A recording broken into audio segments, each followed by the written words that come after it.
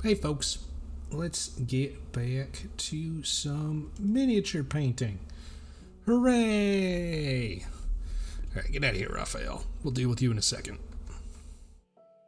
We'll deal with you when your time comes. But for now, I do want to get on and finish up the Anger Bird with some cool sword effects. I want to try to learn how to do like glowing Necroni energy blades. That's the 1. That's the 4. There's the 2. And by glowing, I mean green glows. Tex the Rogue, how are you doing? And this is some evil as hell sorcery. We're talking some real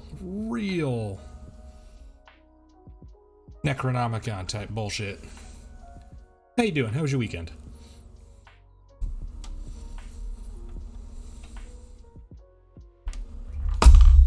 Oop. Hang on. 1 second. I just pulled my lamp out of its socket. That's not right. That's not supposed to happen.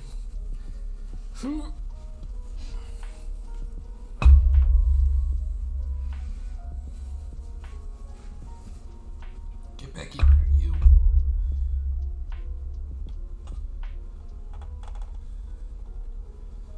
That's what I wanted.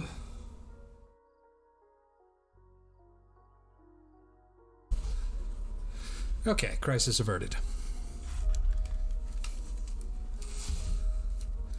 Ah. Oh, I'm glad to hear that you're doing good, Tex. Thanks for dropping by. There is one little like hang hair on this brush, and it drives me nuts. Uh-oh.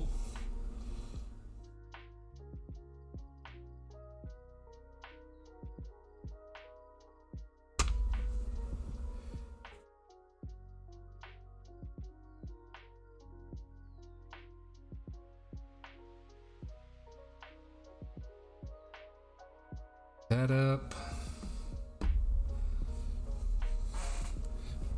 It was, I'm sorry, what? 40 proof? Isn't that 20%? I forget how proofing works. I thought it was 50%. Either way, ooh, wow, that's strong. I mean, was it tasty though? Did it taste like anything? I've never had vodka. I've never had much in the way of the alcohols, truth be told.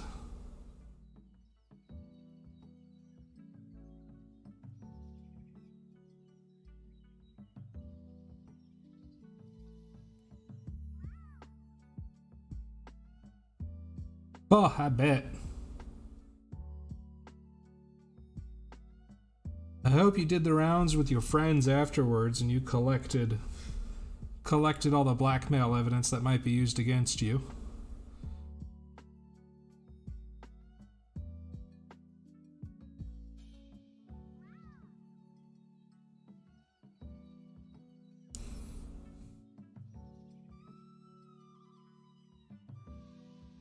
Ah, proof is the amount. Okay. Good to know.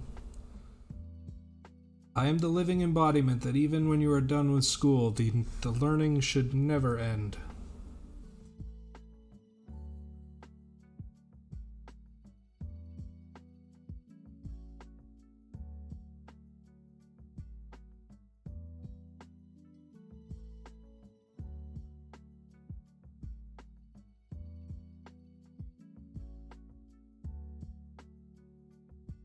Ah, that's good.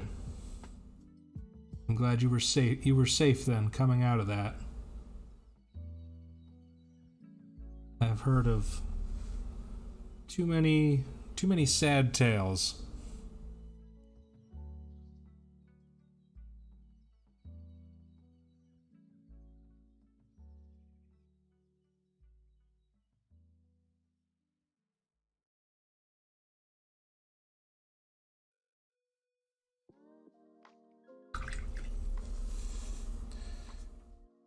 Alright, hold on. I'm going to turn on some more lights just as make sure that we got maximum brain.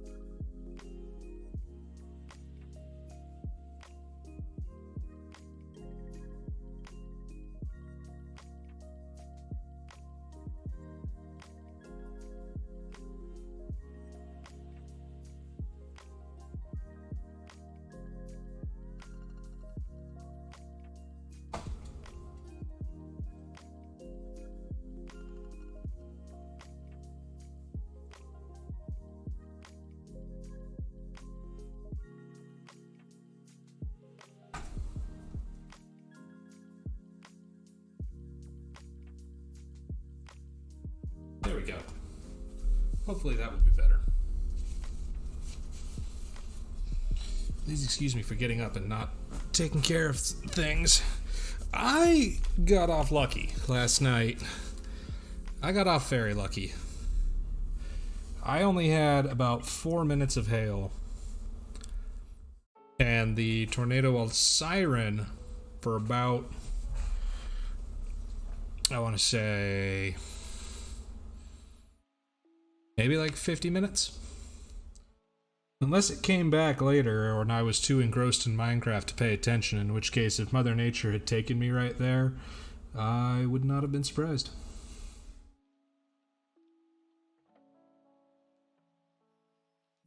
I have seen some pictures of some damage, though, and I really hope that people are safe.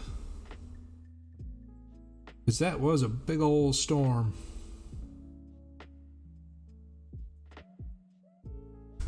But my area was very relatively unscathed.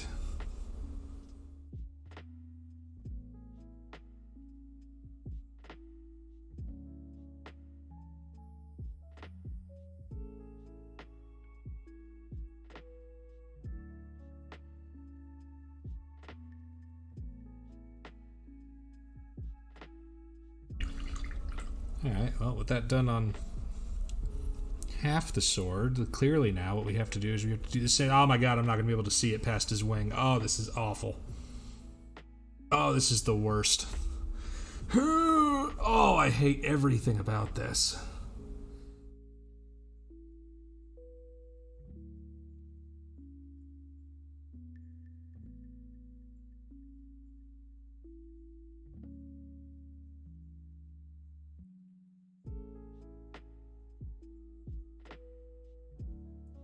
I mean, I found out that I need new shoes because my shoes apparently have a hole in the bottom of them, so my socks were wet when I came in from work.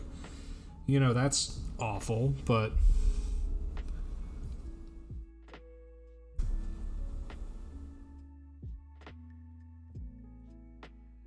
Oh my god, this is so awkward. I am so sorry. I cannot figure...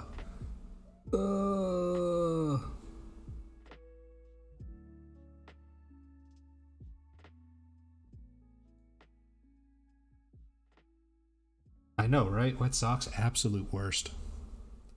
You know, I have once stepped into the shower with wet socks. That was not my finest moment, let's just say.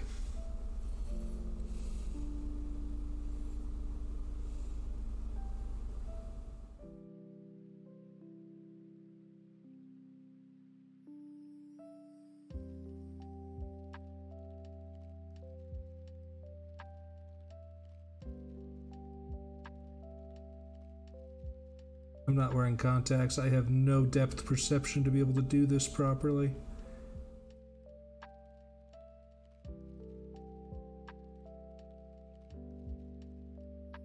Oh, this is much easier. God, I'm a dingus.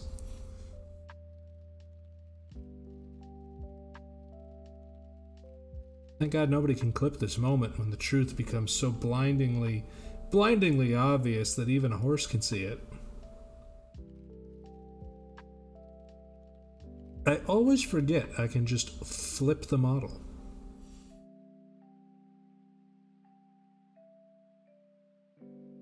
It's really not. As long as you have good guesswork, you're safe in 90% of cases.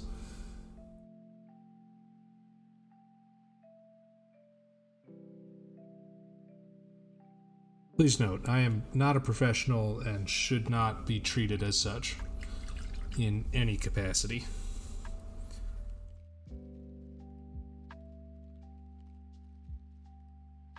Alright, now for a slightly brighter green for the other little bits.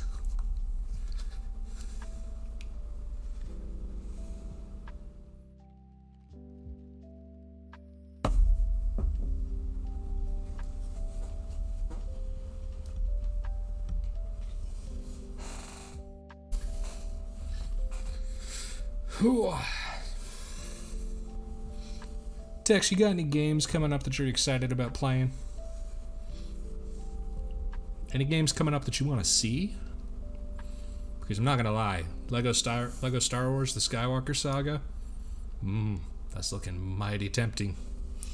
Mighty tempting indeed.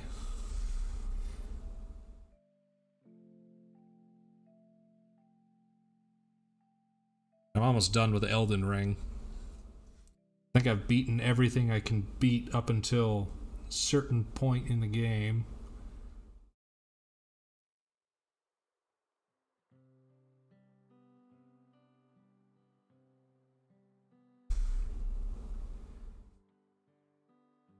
So I gotta basically grit my teeth and go past the point of no return.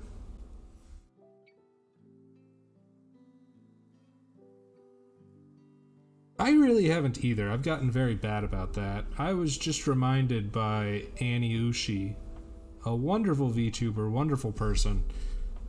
And by reminded, I mean I saw it on her Twitter notifications. That Rune Factory 5 is coming out. And that seems pretty cool.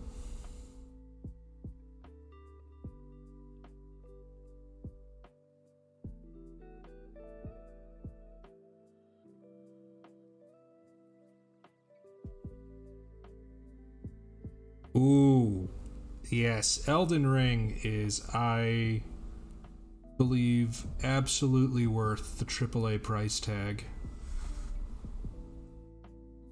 If Elden Ring tomorrow came out with a season pass and told me that they wanted 25 more of my dollars, I would probably give it to them with absolutely zero hesitation.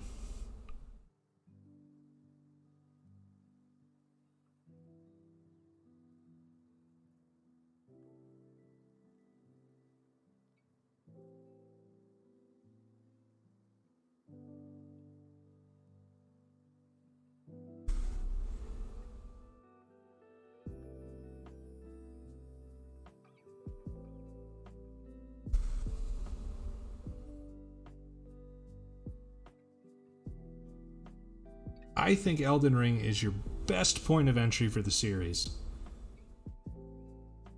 And absolutely do not listen to me, any streamer, or any other player who gets pissy at you if you play the game a certain way. Because the game is literally meant for you to be able to play however you would like. I don't know if I would play them backwards, because at that point, like, you're taking away mechanics every time. I would say if you were going to play it, I would play Elden Ring, then I would play Bloodborne, then Dark Souls 3, then Sekiro. I think that seems like a fun order. I think Dark Souls 2 and 1 you can kind of safely ignore.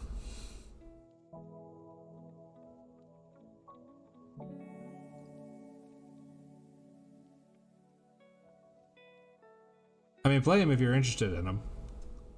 But you can, they're definitely very, very unpolished. Or God, they're not even unpolished. That's the worst bit. But you can definitely tell where what ideas they took out of it for Elden Ring and what ideas they just left by the wayside. But I'm also biased as hell because I love Dark Souls 3. It's got some of my favorite environments.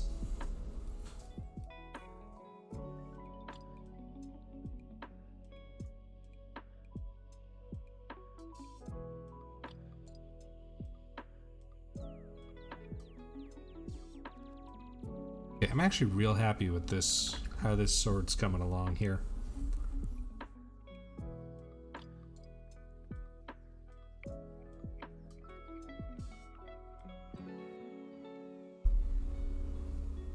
Kind of rare for me.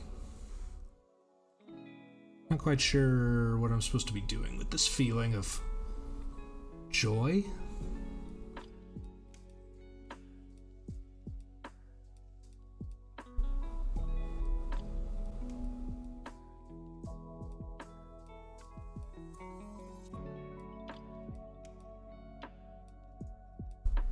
Have you played Darksiders 3?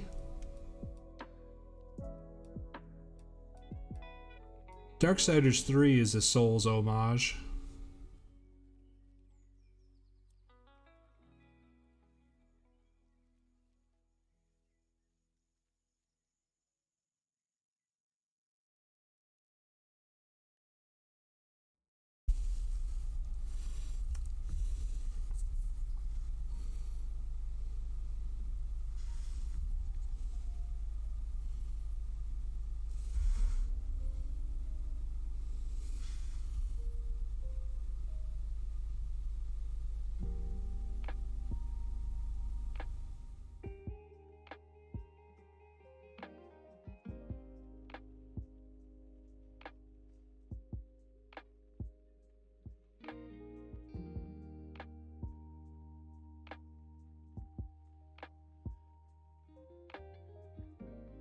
I've said it a lot of times, so I apologize if I'm repeating things I've already said in stream, but the Darksiders series I have a great love for because they're very good at being like barometers of what's popular in game development at the time, because they take so many mechanics from these sorts of popular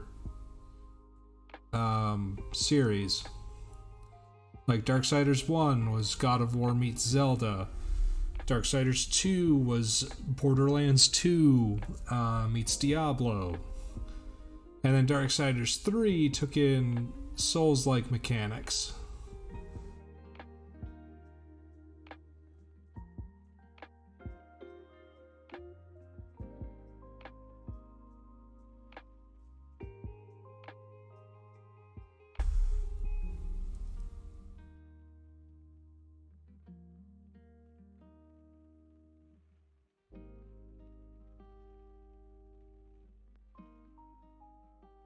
Because Dark Souls 3 had the whole, resting at checkpoints, regenerates all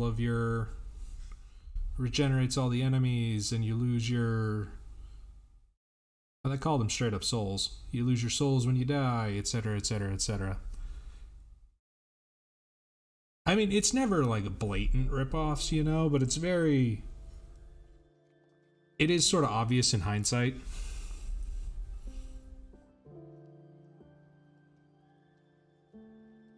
And I don't think it's a bad thing at all. I think it's a good thing to take inspirations from popular mechanics or popular activities and apply your own spin on it. I think that's a good thing.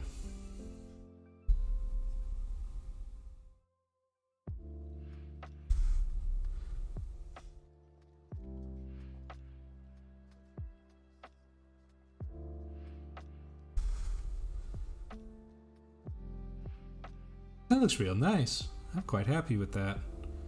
Now to screw it up. Not intentionally, but...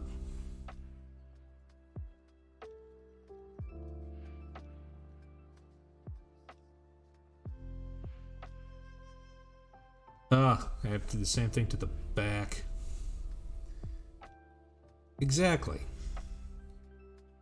Innovation's fine and all, but there's also absolutely nothing wrong with sticking with what you know works.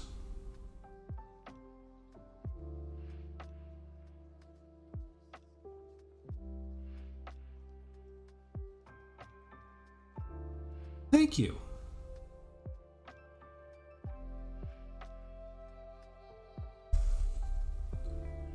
I'm trying to do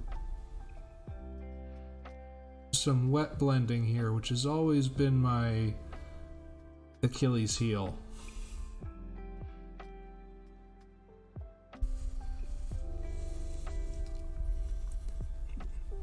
And really, I feel like I should go back and like fix the cloak with some wet blending, but I'm also quite happy having my Massive Darkness series be like a progression of practice. Like the ghoul is like the first one I did, and then Anger Bird, and then Raphael, and then have every mini-me better and better and better. Like, I'm fine with that.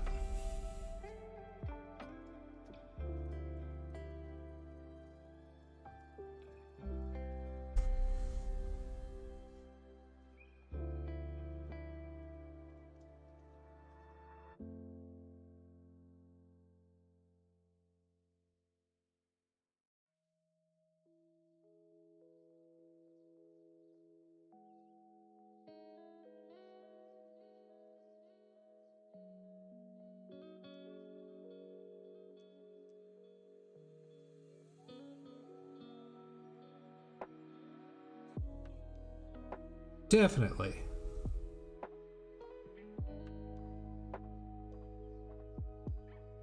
I just feel like I kind of gotta hurry because I got an email notification on Friday from Quartermaster Logistics. They were like, "Hey bro, we just shipped you 5 boxes last week. Have you moved?" And I was like, no.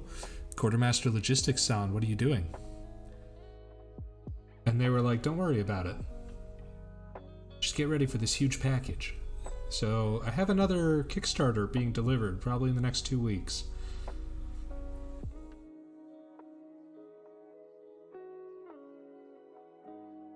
Yeah, like speaking of like heavy-handed, I can definitely see places where I'm too heavy-handed, but also trying a bunch of new things. Yeah, I have Super Fantasy Brawl 2 being delivered,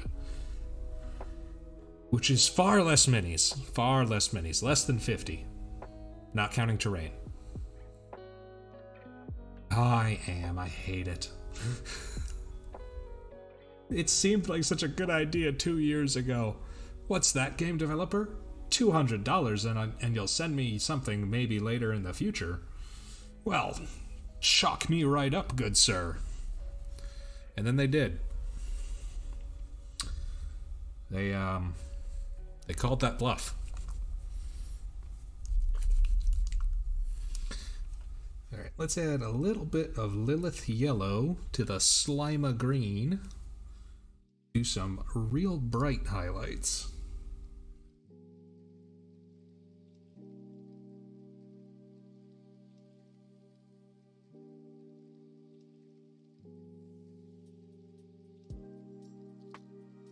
My model has no idea what I'm doing right now. It's adorable. Lilith Yellow, Slima Green. Speaking of Kickstarters and paints, Duncan Rhodes' Kickstarter, Too Thin Coats, showed up at Gamma a week ago? A week and a half ago? And Gamma is like the game developer conference where the developers, the publishers, etc. all hang out and strike their deals. Delicious. And Brent from Goobertown Hobbies was there, and he actually put out a review video, a little bit of a review video of Duncan Rhodes' paints. And Duncan Rhodes, if the name isn't familiar to anybody, was Games Workshop's studio painter for a long time. He's the gentleman on a lot of their older Warhammer painting videos who tells you, and don't forget, we're going to apply 2 thin coats. That's Duncan. He seems like a very cool guy.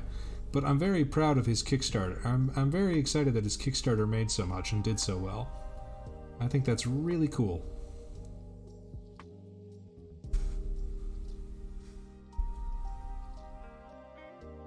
I think it passed over 1 million.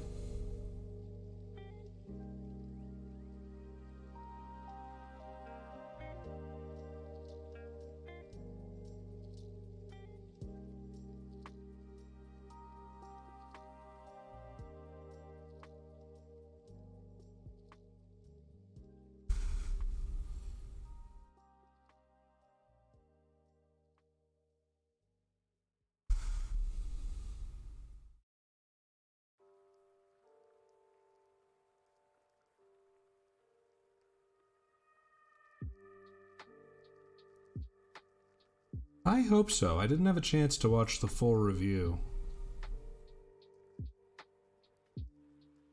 It's currently saved on my to-watch list, so I think once I'm done stream here, and I'm planning on being done sometime around 11 p.m.,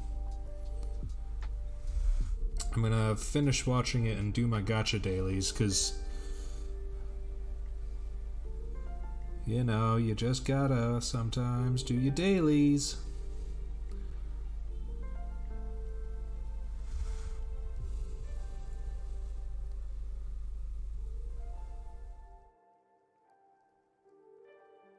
Also started a new Minecraft world. And I kept resetting for seeds. I'm bad at Minecraft.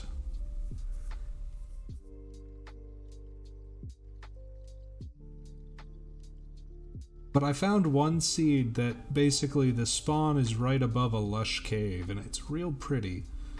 I might place them on stream at some point.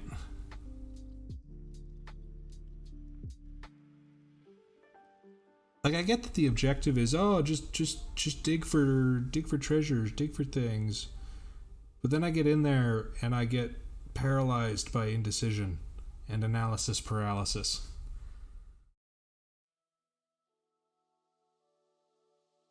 This one needs to be smoothed down just a little.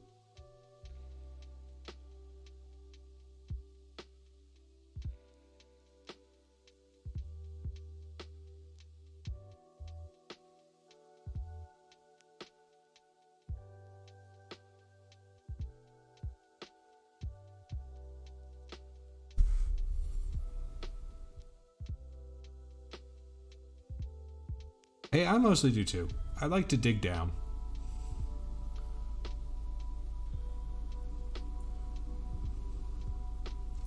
Too bright. Too bright. Error. Abort. Abort. Abort. Houston, we have a whoops.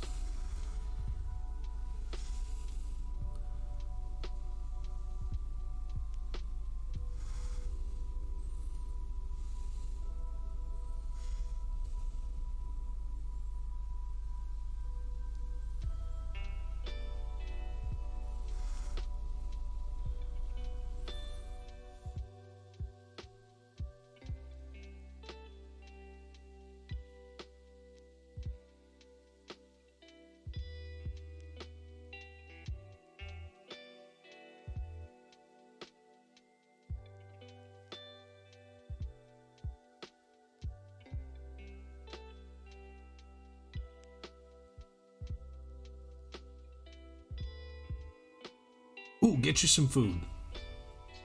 Bring me some too. I'll take some Boston Market, please. I have chicken with cornbread and mashed potatoes. And there's stuffing. God, I love Boston Market.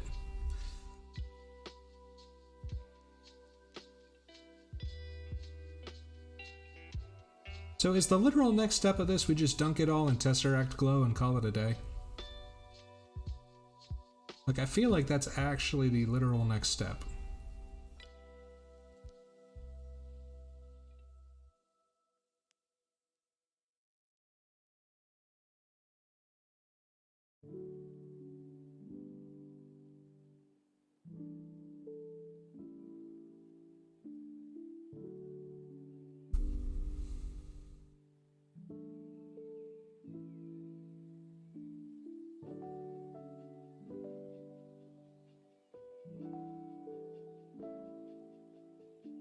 I have not given my bath a brush.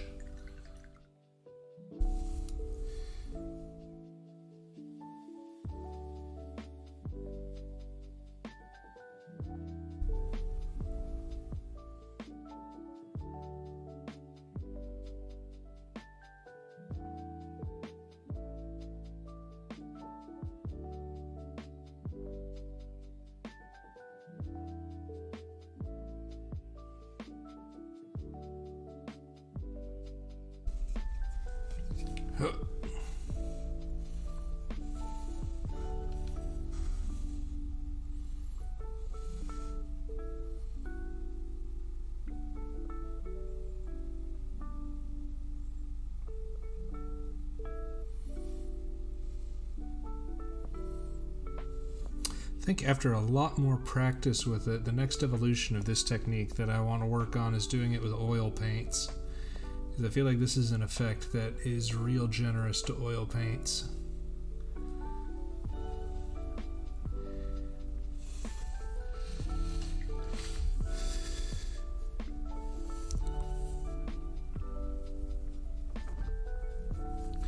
Alright. And now we see what dunking it in Tesseract Glow does.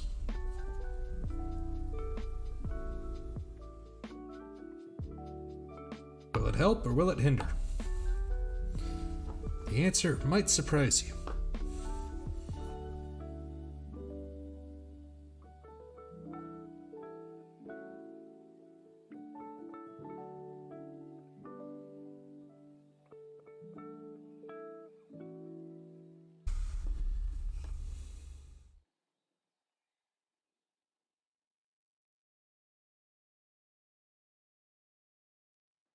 Pour out some Tesseract Glow for the homies.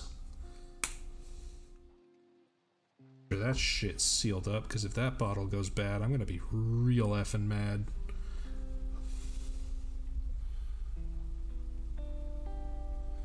There's some texture on the blade. I speared up the paint at some point. That is okay.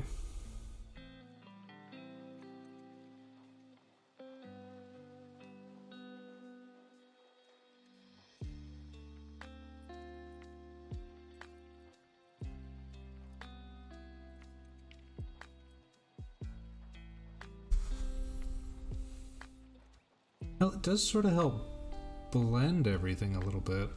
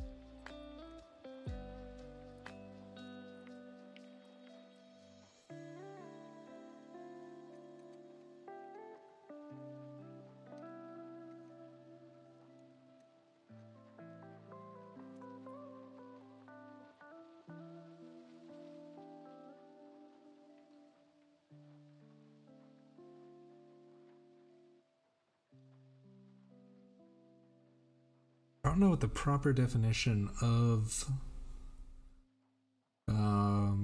Tesseract Glow is. Is it like a glaze, a tint, a wash? All I know is I like it.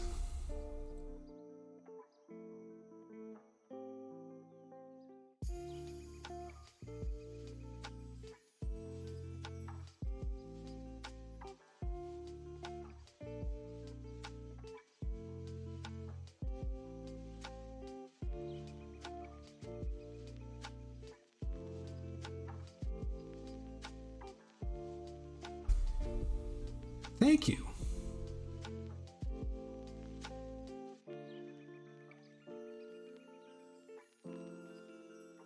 Yeah, thank you very much. I like this effect. It's Definitely better than what I've done previously for these sorts of power swords, so definite improvement, which is very, very happy.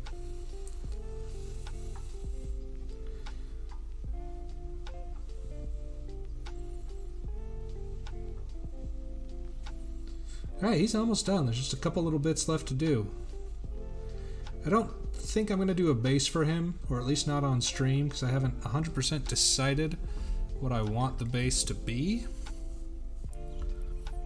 to begin with.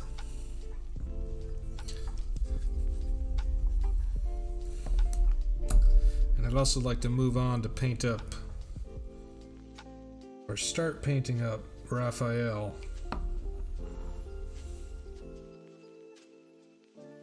Ugh, get out of here, Morrow White. Nobody needs you. Nobody wants you.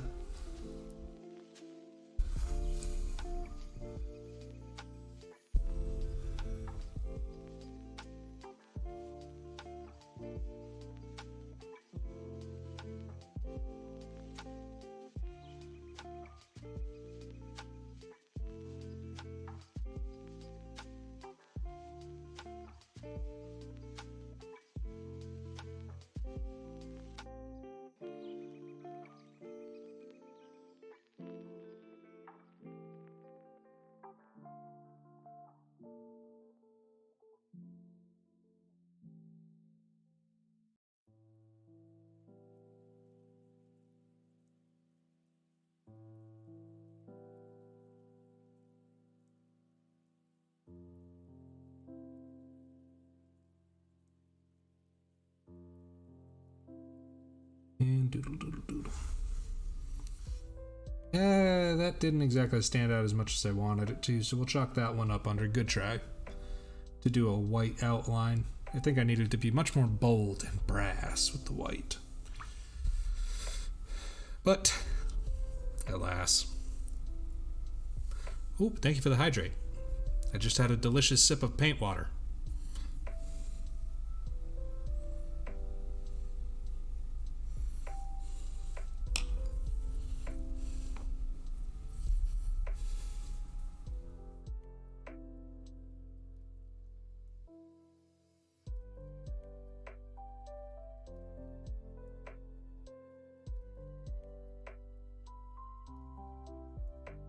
Alright, just kind of gonna just splop that white paint out there.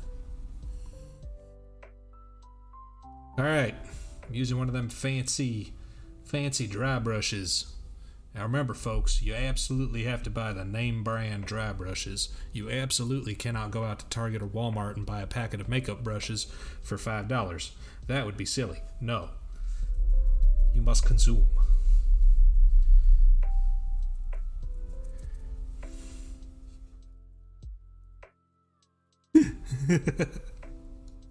Right.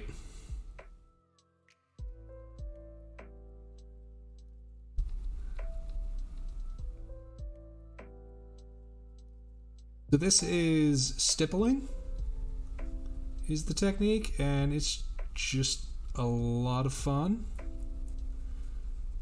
This is less stippling and this is more dry brushing.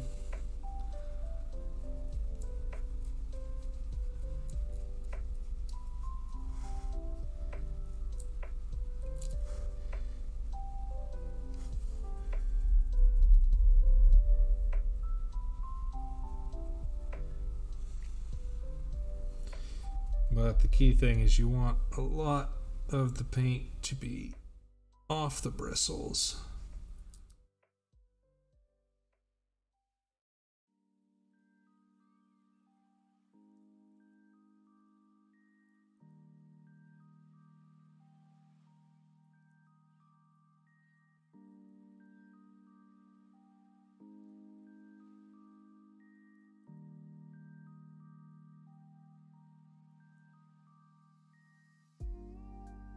Kind of going a little bit heavy here because it's not like there's spots I'm not trying to hit. Like the goal was for most of the wing to be white.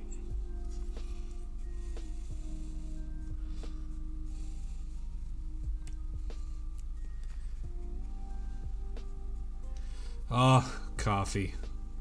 Oh, Tex, how do you take your coffee?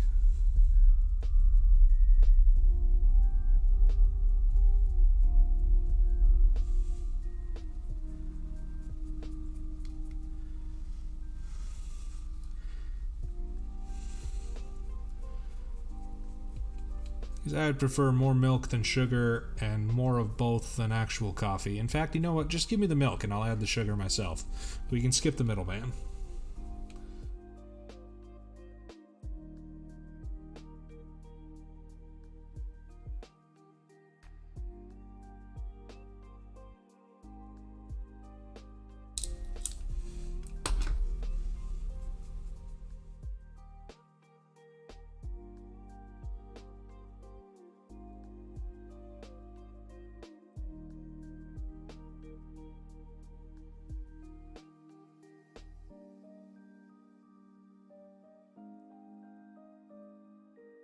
Oop.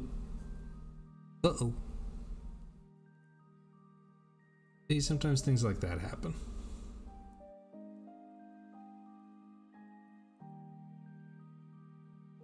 Now we want to be a bit more careful.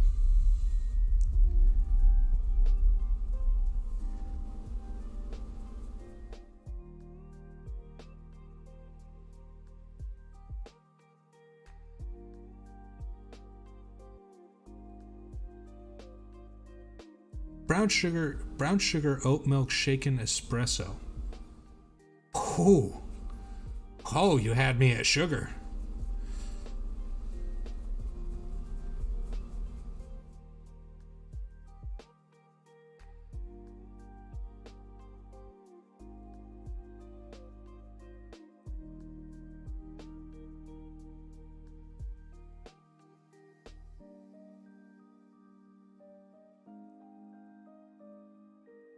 I'm typically pretty easy. My usual go-to is typically a white chocolate mocha with peppermint syrup because Christmas never dies.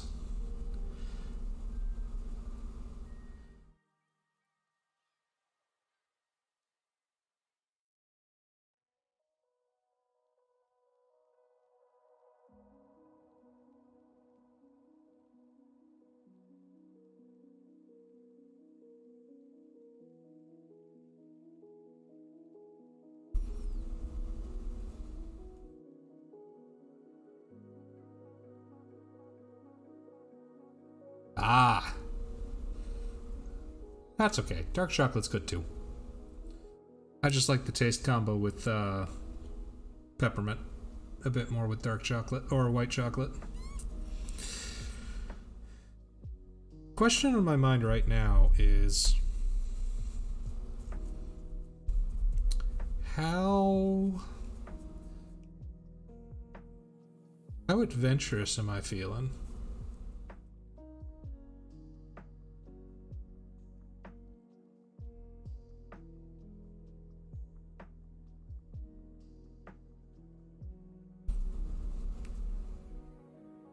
I'm feeling very adventurous, you say? Alright, good enough for me.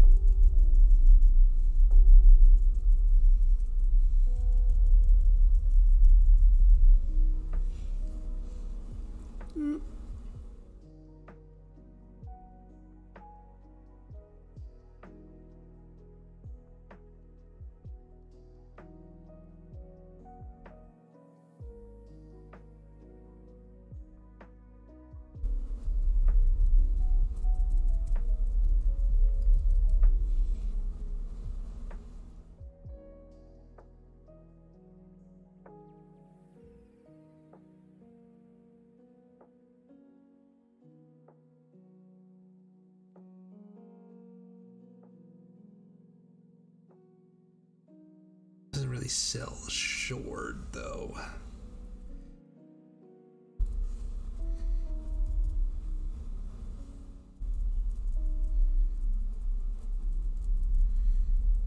That does.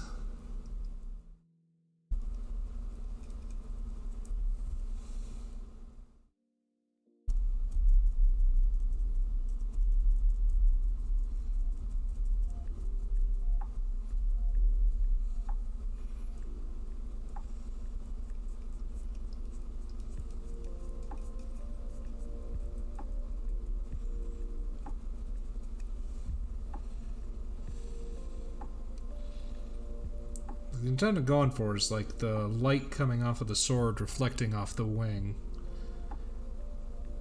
But that's coming across way more yellow because I'm doing it over white because I'm a genius.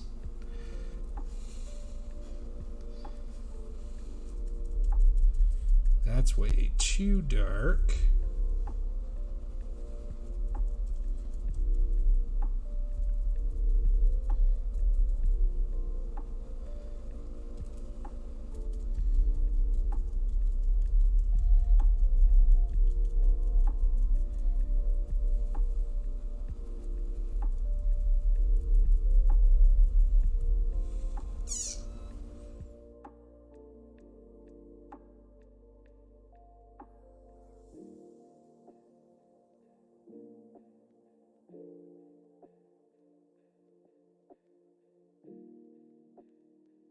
That looks alright. Like, that's the intent is there, I think, and the intent shows through.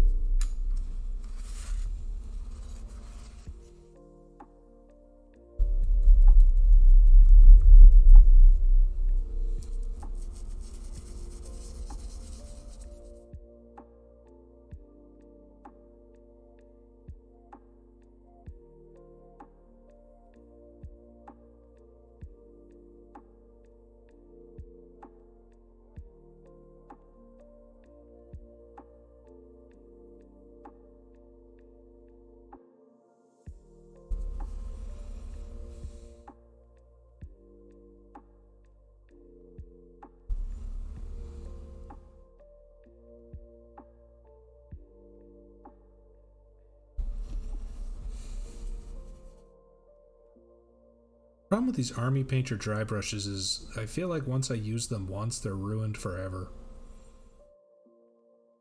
I'm really not a fan of this set.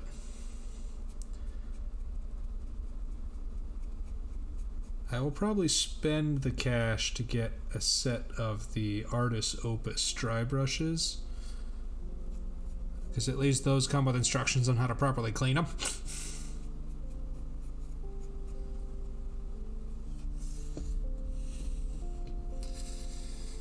Yeah, dry brush, you've served your purpose. We'll see you again when we're doing Raphael's wings.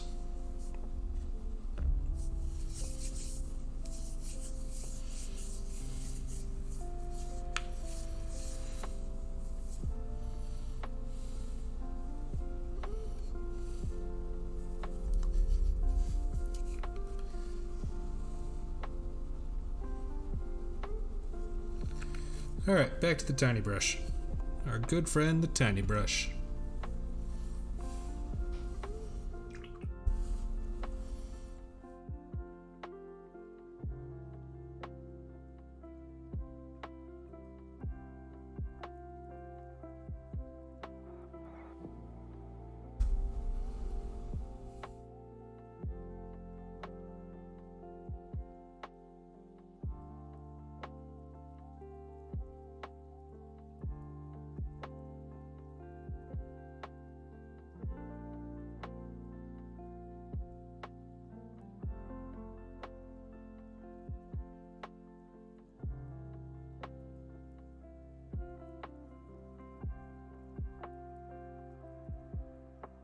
Tiny brush will never leave you, just like Tiny Whisk.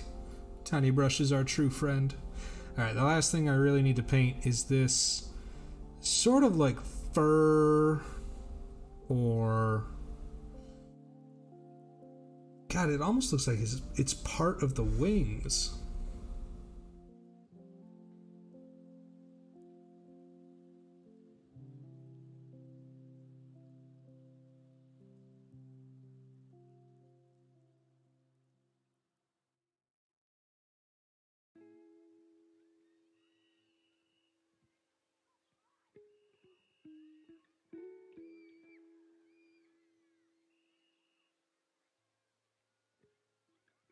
Oh, see, for me it's the back left burner. My right burner, I need to replace the coil on. The coil has been damaged, so it starts smoking up every time I use it.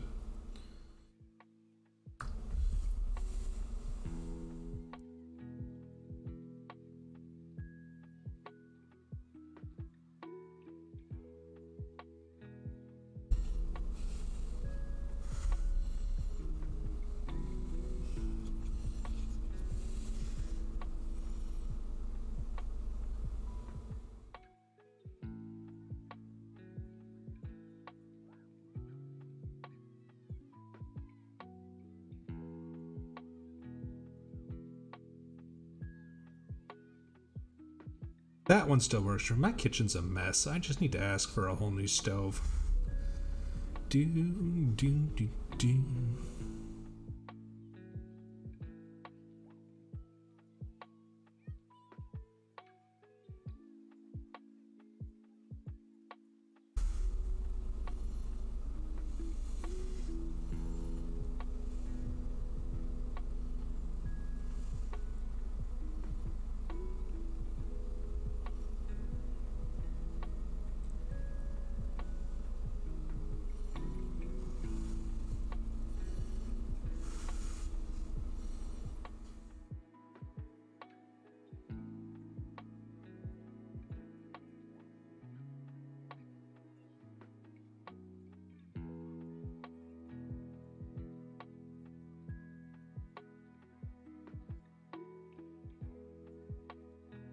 Oh my gosh.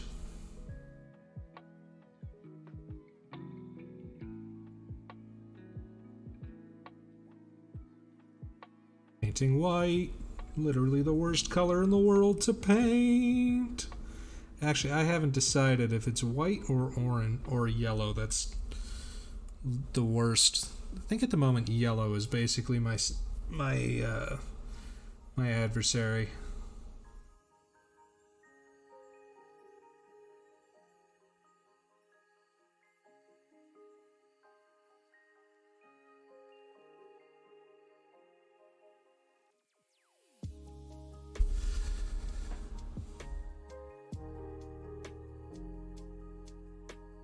It's just such a transparent color that no matter what you do,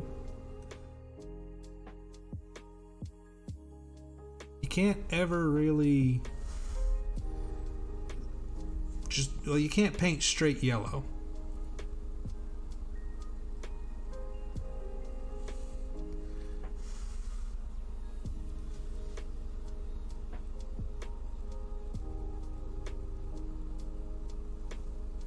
Amateur, happy Tuesday, buddy. How you doing? Welcome back to the final stages of Angry Bird. We're about to knock this last castled piggy over.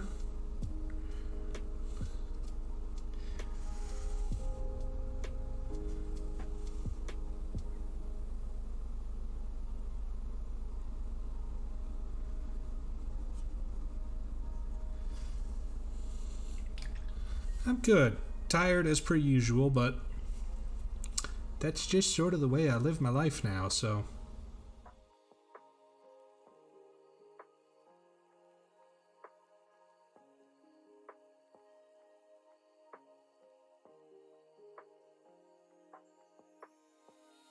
Being an adult sucks, y'all.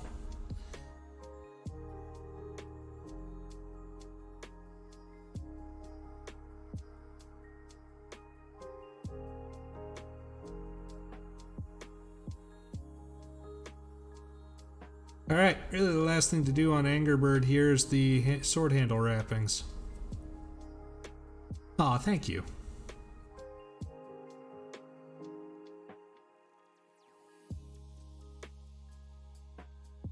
Once those are done, he's pretty much done and gone. Or as done and gone as I am willing to do for this game. Whoa. My spleen!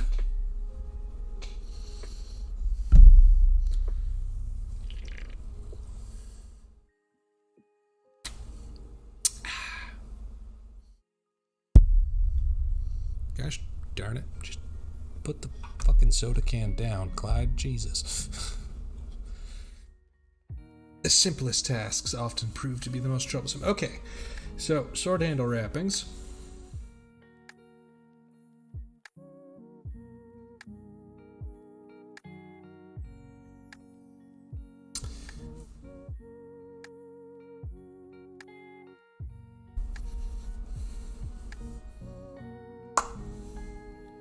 I think I just hit him with a little bit of a brown.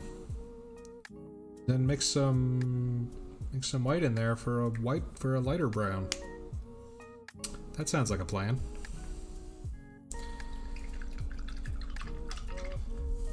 Then we can move on to Raphael. And then I gotta change some paints out and around. I gotta change out the undead flesh colors for not undead flesh colors.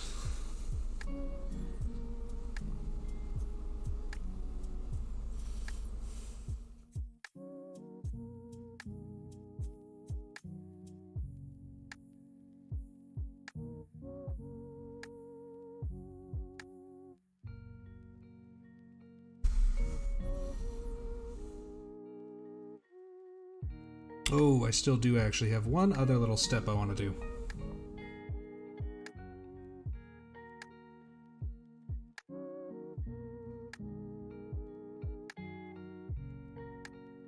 Amateur, how was your weekend, buddy?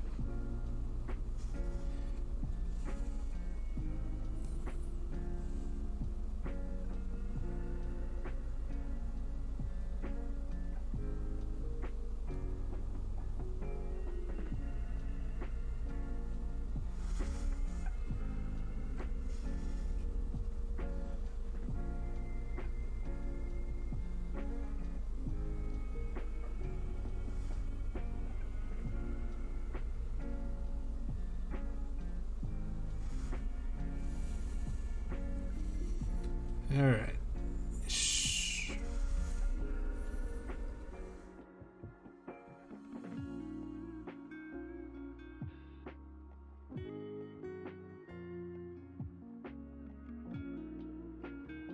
Mine weekend was good. Thank you. I am very proud of the wings. I liked the dry brushing effect. I think it worked out quite well.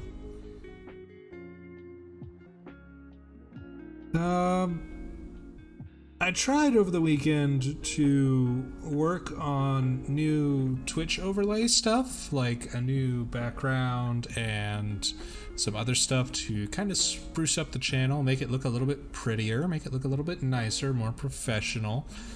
And swiftly came to the realization that I have no earthly idea how graphic design works, and I cannot draw a straight line to save my life. So I also spent some time searching for commission artists to help out with that, and I'm quite happy to say that I found one. So hopefully within a couple weeks we will have a little bit nicer looking of a channel. Hooray!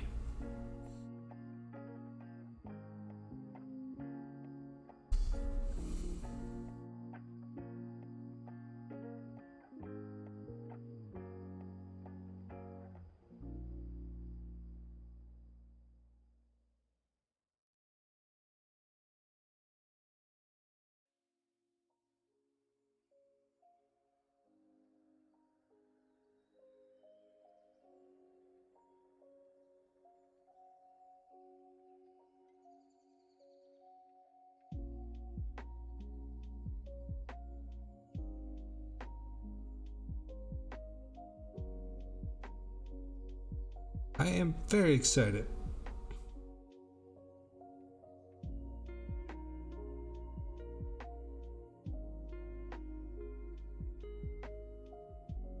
The race is on now to see what's going to come in first. The new channel overlay and updates, the Old Dominion army that I want to put together on stream,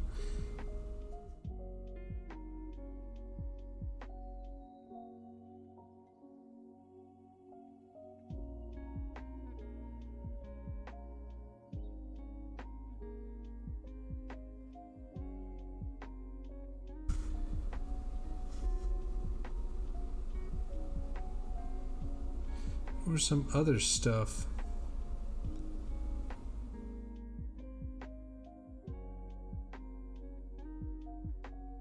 Oh, hey, that new Borderlands game is coming out soon, right? Tiny Tina's Wonderland? I was vaguely interested in checking that out.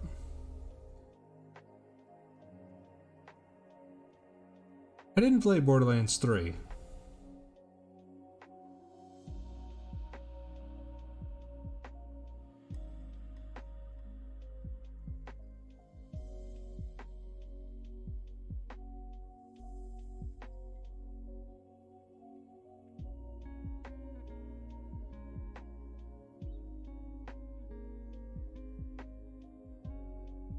It's a game. It's a standalone game.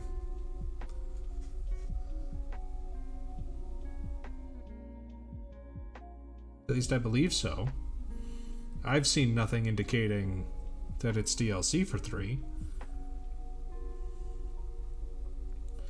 But I fully admit I could be very wrong on that front. And it would not be the first time.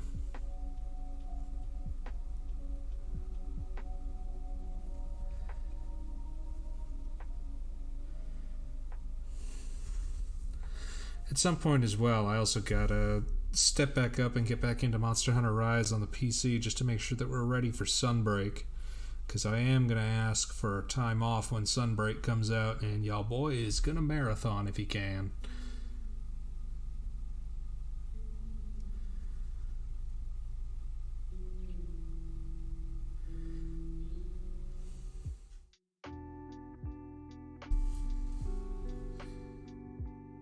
Because I want to know what other silly monsters they could have added that are based on Western folklore.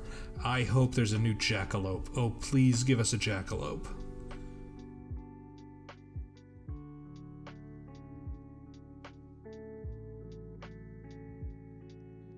But also not be upset if said jackalope would be the final boss. I honestly don't know. I'm very tired. Like, work sucks on Mondays. I'm typically there late, and I don't really get into the headspace to do much creative writing. That, and it seemed like a lot of people really stopped posting. So, I don't really know.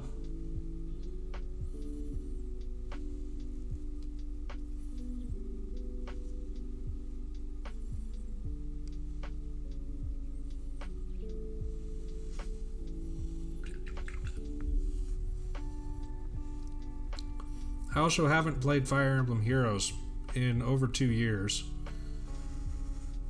And some of the fan wikis take a while to catch up with all the changes. That's really why I stopped going on story prompts so often. Was because I simply couldn't figure out what the hell was going on in the story. And I didn't want to re-download the game just to figure it out, but I couldn't find chapter scripts anywhere. And also, admittedly, I never asked the Discord, which I could have done, but...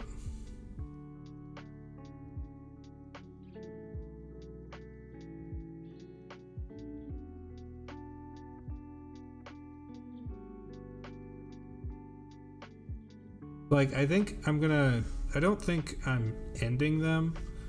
I just think I needed a little bit longer of a break.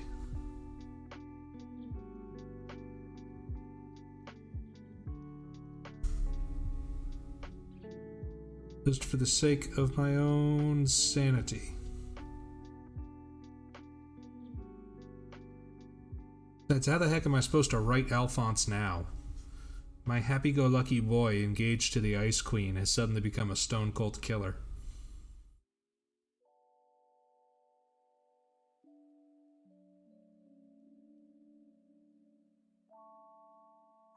I know. It was honestly quite an impressive little bit of writing.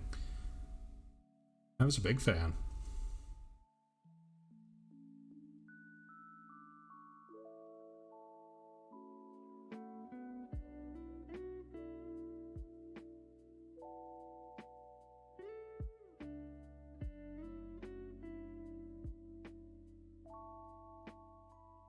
Nope.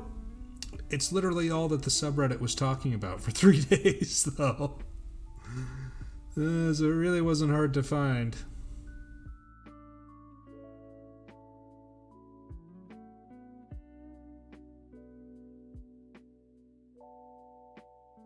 I haven't read the full script, though.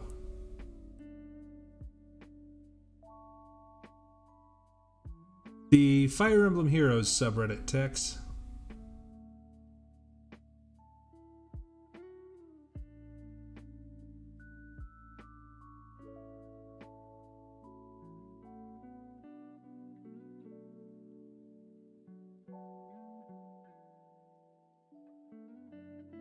Tis a silly place.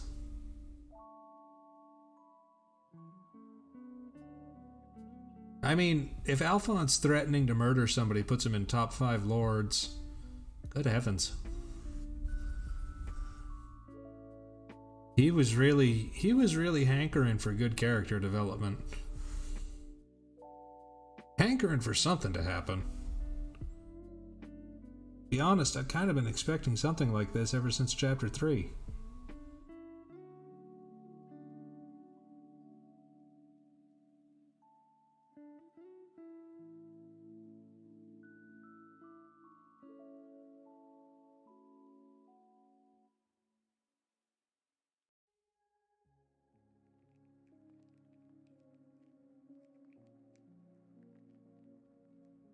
See, this is where I start to ruin things.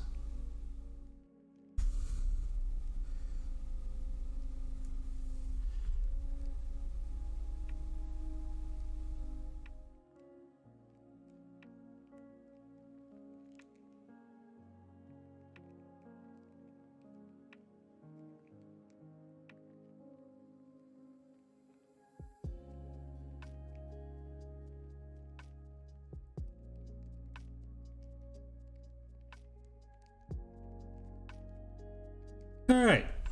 Anger Bird. Stick a fork in him. I'm saying he's done. It's just a fun adventure in non-metallic metal.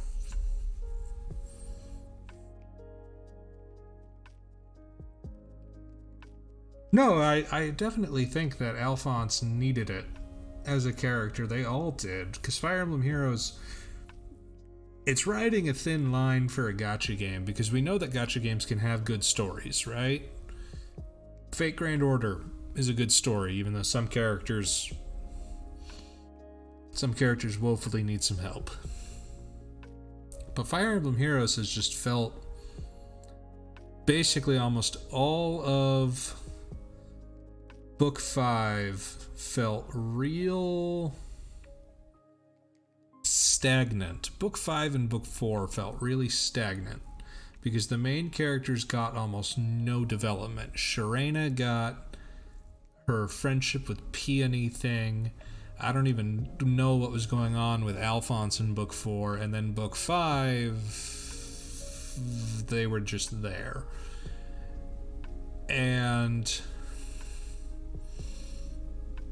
I feel like Fire Emblem Heroes just really suffers from a lack of direction with the writing. Like they've been teasing hints of a unified story. They've been teasing hints of where they want to go. I think they just need to get a move on with it. Right? Give all the characters time and reason to grow and to go on their adventures.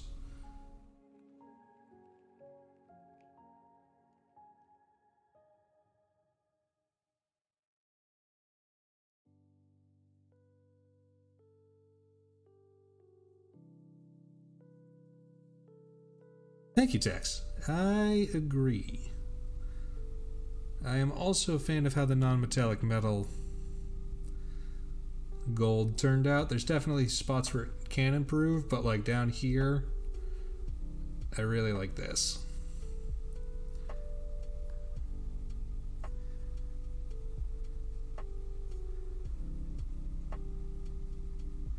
I don't know, man. I feel like Fire Emblem Heroes doesn't have the balls to actually murder a main character anymore.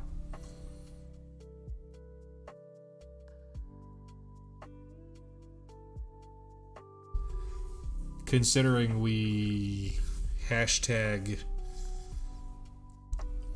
killed Fjorm, but then no we didn't, and the same with Legiarn. Like, everybody keeps coming back.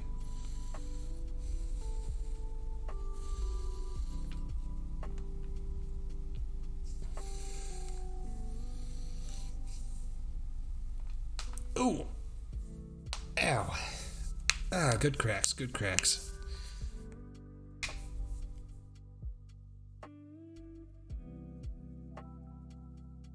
Okay. Angerbird, get out of the way, buddy.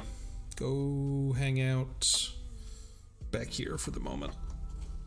Everybody say hi to my knee. Hi, knee. Ah. Alright. Time now for Raphael. And the plan with this one is similar. White dry brushed wings, gold armor accents, white armor curious, red cape. It's the halo where I want to go with a black halo with a red tips and outlines.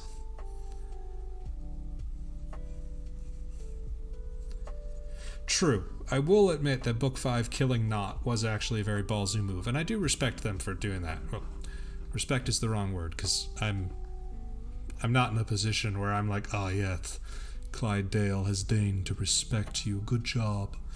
No, I think that was an interesting decision to kill Nott off, and I'm happy they stuck with it. Well, the whole point is that all of the angels are like corrupted by a demon of hell. So 100% edgy Halo. Oh, oh.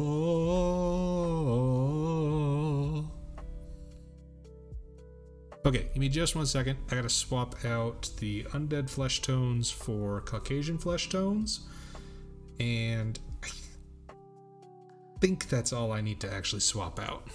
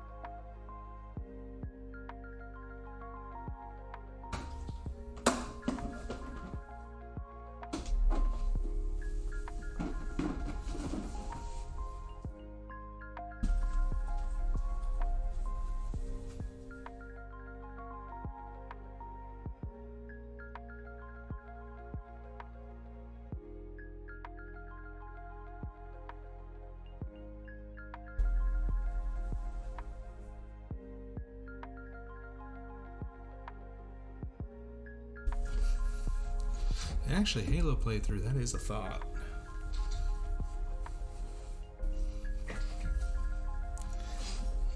Could play through some classic Halo 1.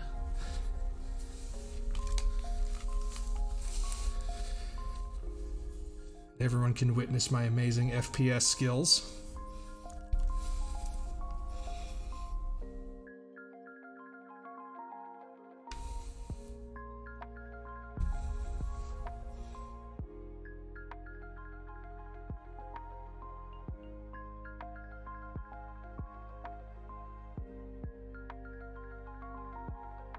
I've never actually played through the campaigns of 2 and 3. No, excuse me, and I do own the Master Chief Collection. I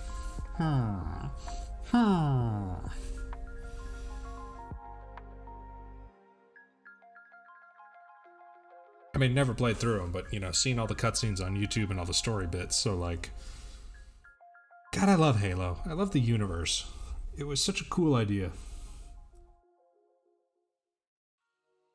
It was pretty predictable, pretty standard, you know, ancient precursor aliens leave super weapons that will destroy the world, but it was very well done.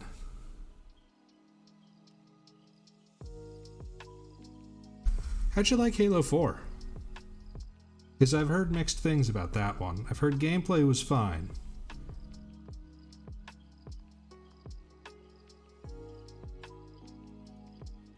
God, what a chiseled fucking jawline.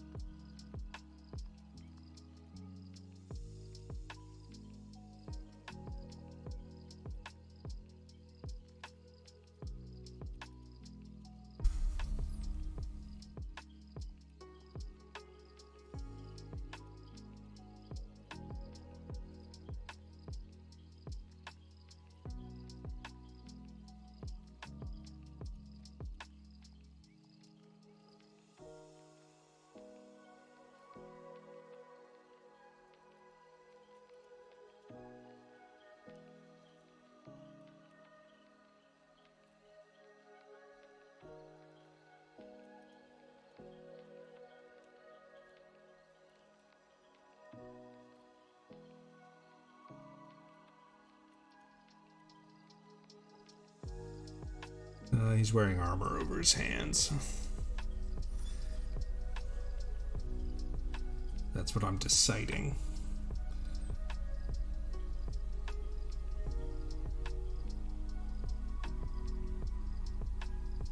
Alright, so here is a miniature care tip from a guy who doesn't do this. Everybody, listen up. Do as I say, not as I do.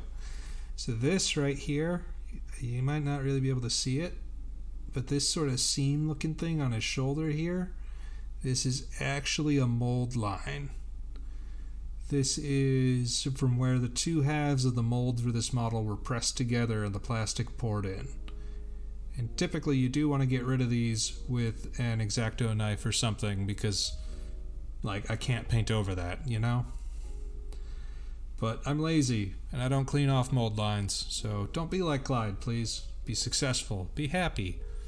Be content with your life. Clean your fucking mold lines.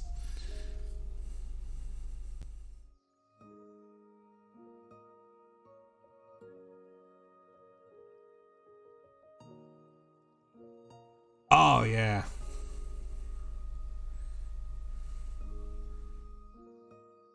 Oh, Tex, no, you poor child. No.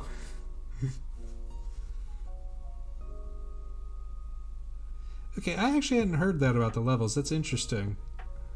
But also, admittedly, I only saw like story beats and cutscenes, so all the levels felt really short to me. But really, enemies were fast with melee? I liked the Didact as a concept, and I think they gave him some really cool writing. Time was your ally, human, but now it has abandoned you. This tomb is now yours. God, that was so cool.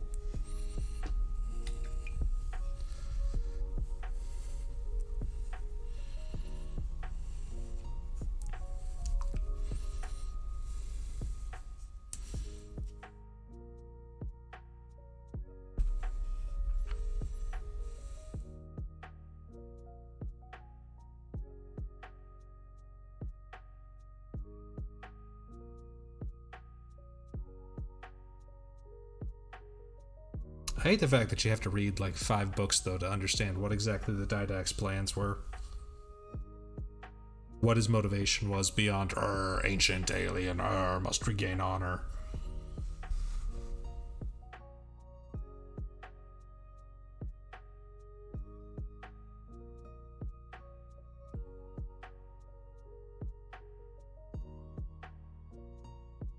To be fair, sometimes in the older games, all I really get it for a warning is wart, wart, wart.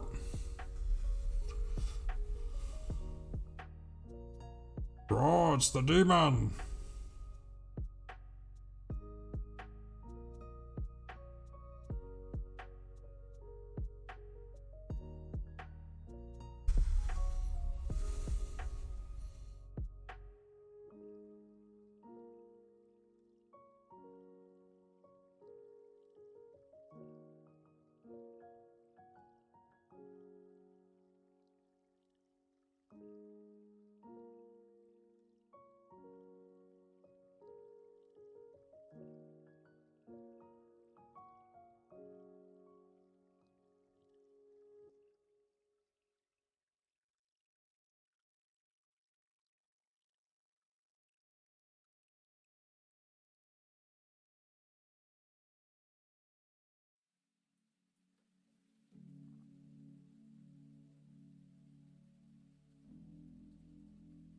Yeah, it's just an unfortunate thing. That's just an unfortunate trend for a lot of games.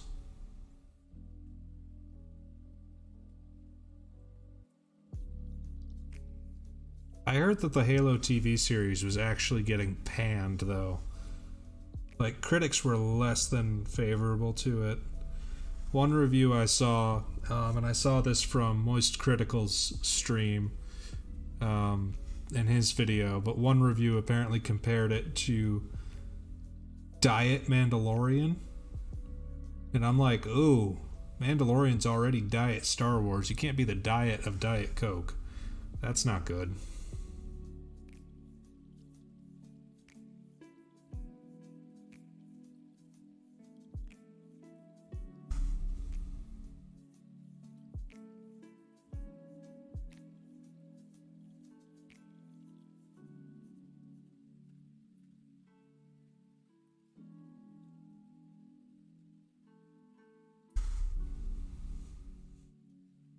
I'm happy that like the God of War developers and the Horizon Zero Dawn developers, though, their stories you don't have to download all the supplemental material to understand. Their story you can understand just by playing the game, and then the supplemental material is there for extra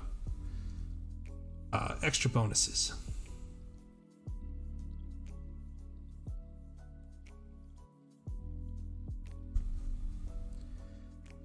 Yeah, so far reactions are not super positive, which is a shame because I feel like it had such potential. Apparently the director was like, we didn't even look at the games. And I'm like, why? Why would you admit that?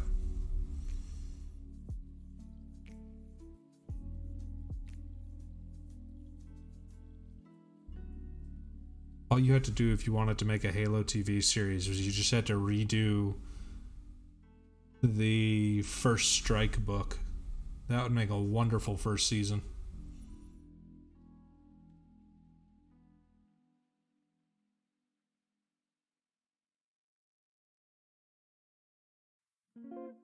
I'll be honest, I'm not 100% certain as to their reasonings. I need to check the actual interview. I'm just going off of what are most likely cherry-picked quotes.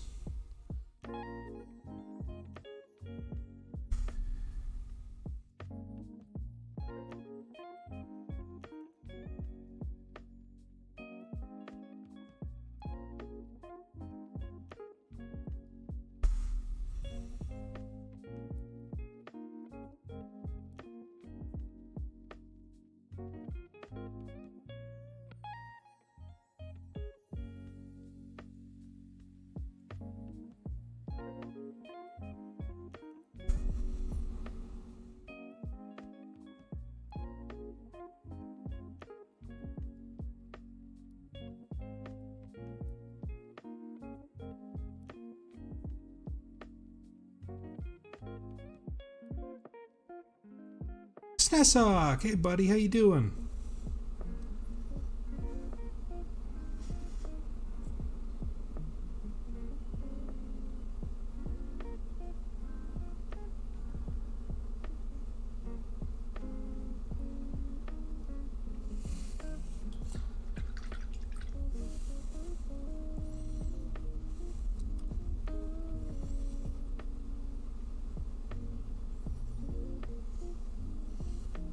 Ooh! How's that project going?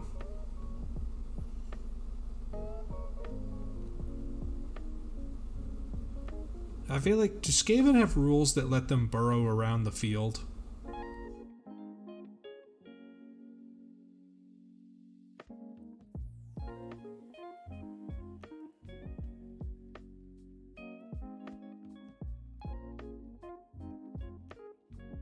I feel like they should. I'm just imagining a team of the Gophers from Caddyshack.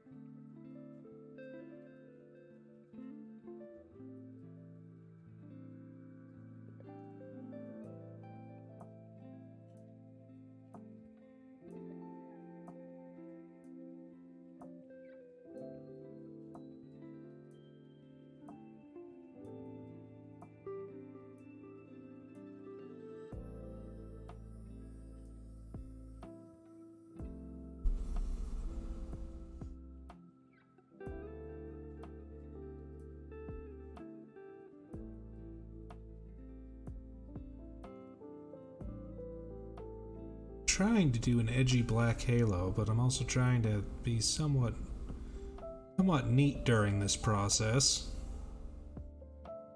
Kind of a fool's errand, I guess.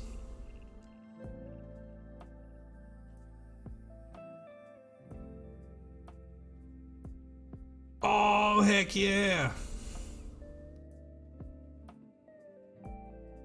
I should do that more often. I should actually play the games I buy. That sounds like a lot of fun, though. I think I'm seeing a friend this weekend. I don't know if we're going to get up to much gaming, but I might actually get out of my apartment, touch grass.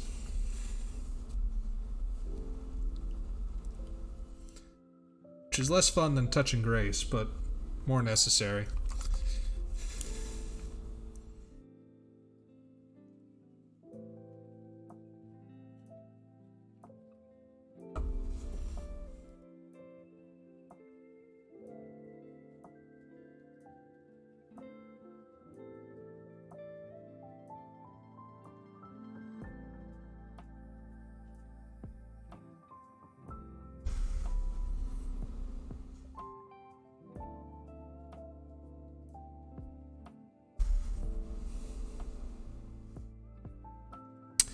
Elden goes good. I am basically up to the point where to progress in the story, I think I have to pass through a point of no return.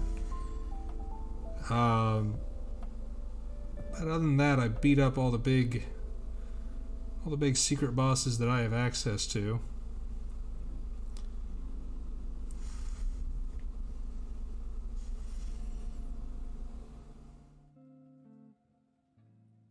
Finally beat Melania. Jeez.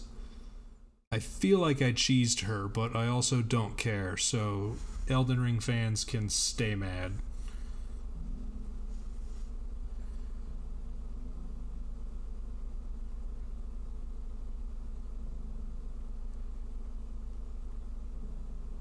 I was, for a short-lived time before COVID, I was one of the community team members for Warcradle Studios, and I did sort of the same thing. As I ended up getting fully painted posse boxes in order to do demos for Wild West Exodus.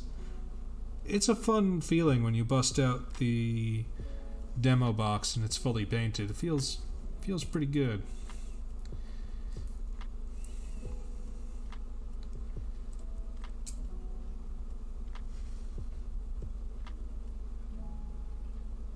No, thankfully.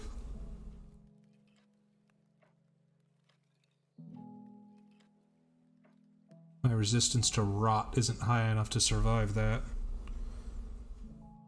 I also would prefer to continue playing with working controllers and not break them in a fit of fury.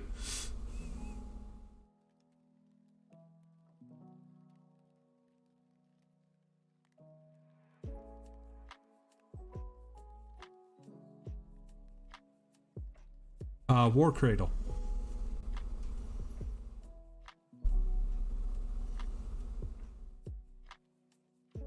And by really short-lived, I mean I did like one community demo event because I had a bunch of stuff going on.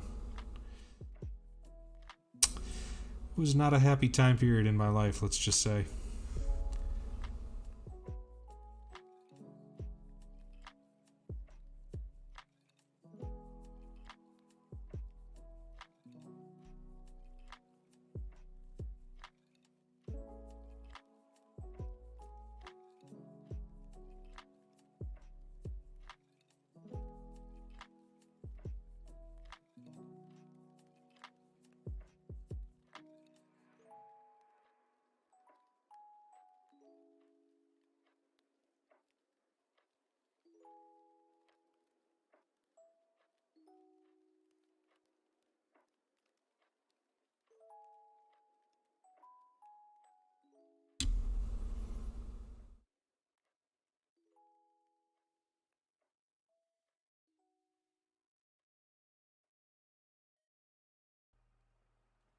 The problem is the back of the Halo is just so fucking flat. I gotta figure out some way, probably tomorrow when we finish him up, how to actually make this stand out.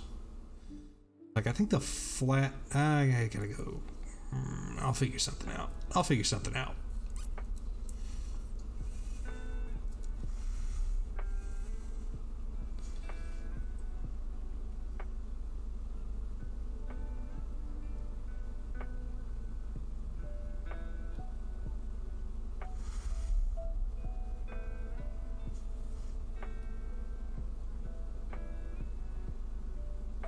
Okay, just continuing to apply the base layers.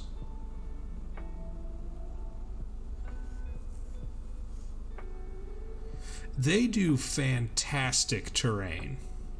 Absolutely ridiculous terrain. Their Golden Cat House set for Wild West Exodus, their Tavern set, they're all just fantastic pieces of terrain. Wild West Exodus is a game as well. It's a very fun skirmish-based game with a really cool theme. A bit too heavy on Confederate States of America for my liking, but I mean, I play the aliens, who in that game are objectively the good guys. And I love games like that, where your evil-looking faction is also objectively the morally correct one.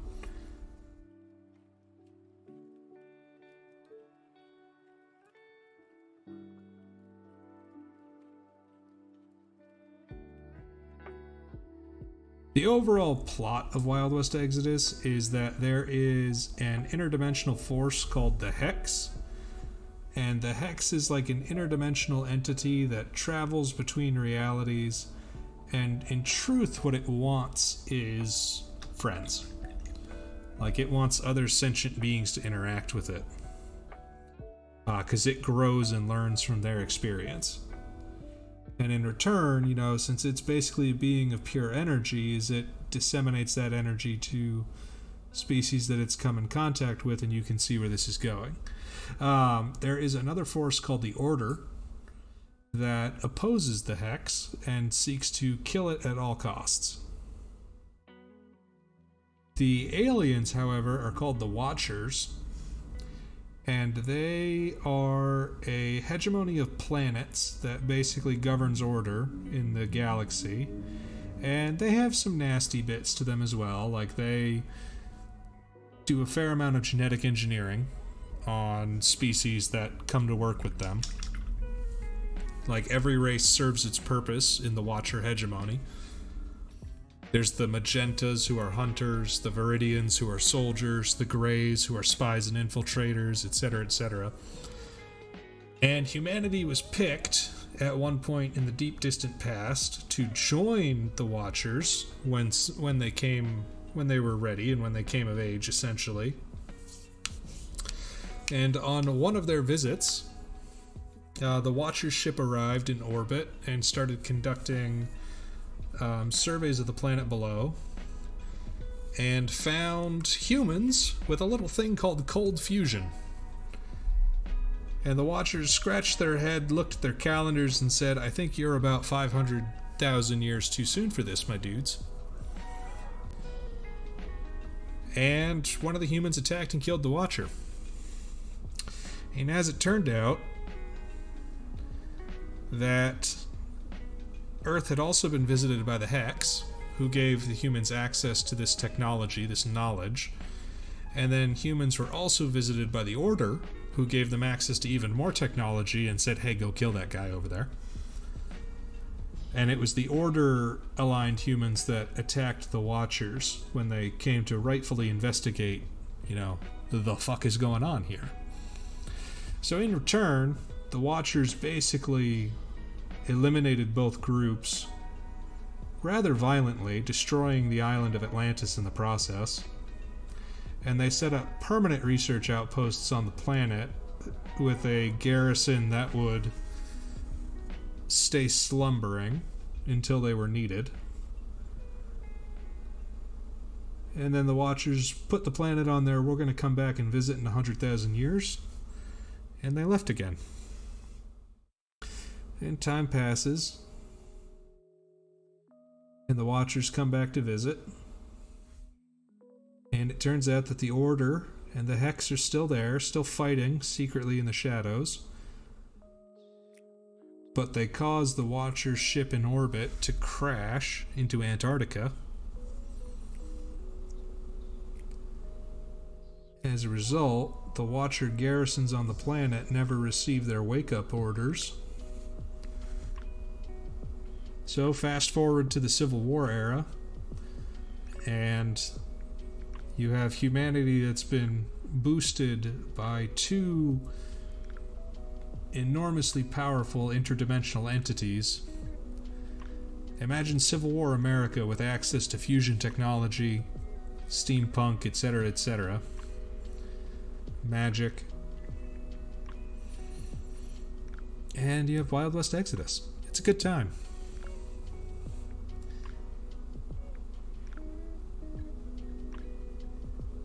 One of my favorite models is Abraham Lincoln, but with a shotgun axe. Because why not? Apparently in lore he faked his death with John Wilkes Booth so that he could direct the war against the Hex and the Order from the shadows.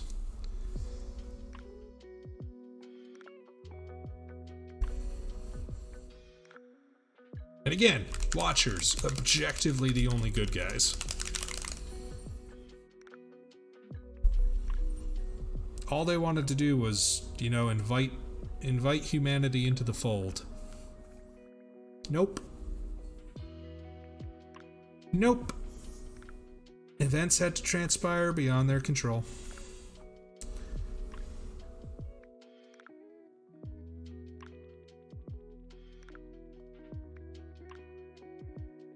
Okay, I'm using the Ogre Brown Instant Paint again to form the base layer for the gold.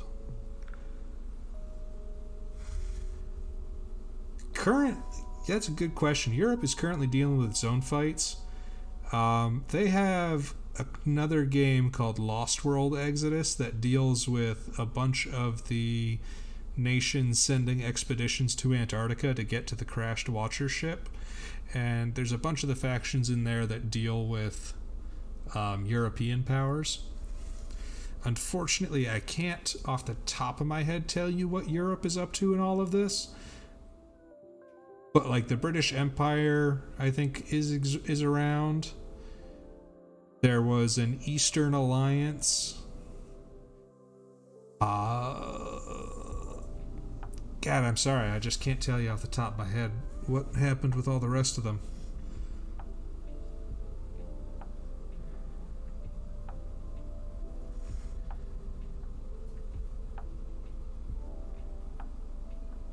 Spain is a pretty big power.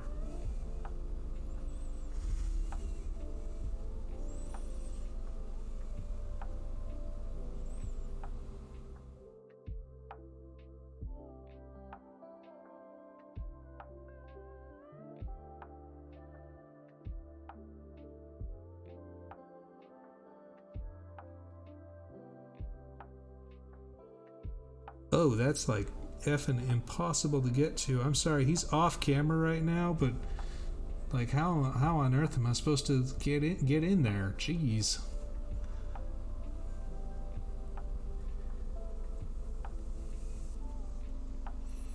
I don't think there actually is a French faction now that you bring that up. I think the game might be unrealistic in that sense.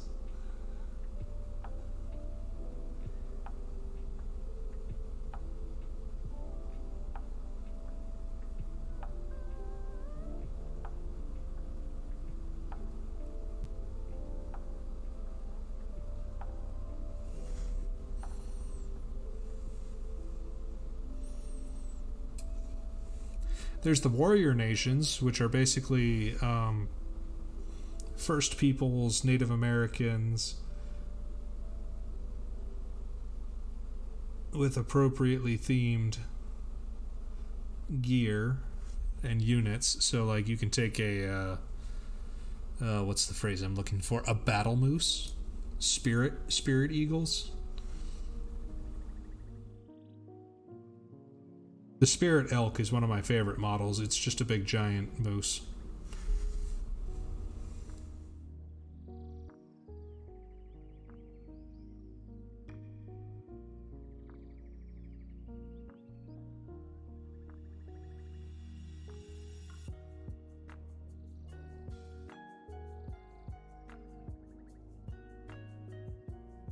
Well, I mean, you know, timeline-wise, France was dealing with some stuff at the time.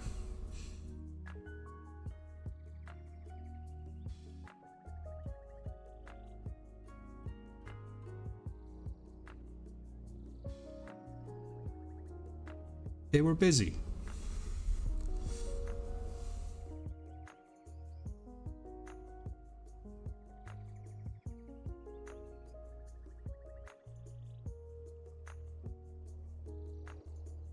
Oh, that awkward moment when you have to paint under the wings. Under the wings, over hill and over dale. Chasing this wee timorous beastie.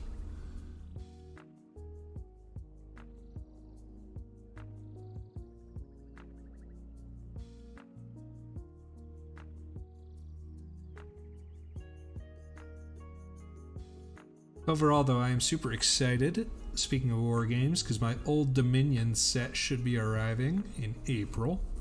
That's going to be fun. I've got 3 units of Skelly Boys that can either be made into Legionnaires, which are like the lighter armored, more shock troop version, or Praetorian Guard, who are basically heavily armed anvils whose only job is to sit there and not die. And then I've also got 3 units of Spooky Ghosty Boys who can either be made into culty Super Ghosty Boys or insane Super Ghosty Boys. So, you know, hooray for having options, I guess. The culty ghosts is, I think, the choice I'm going to go for them.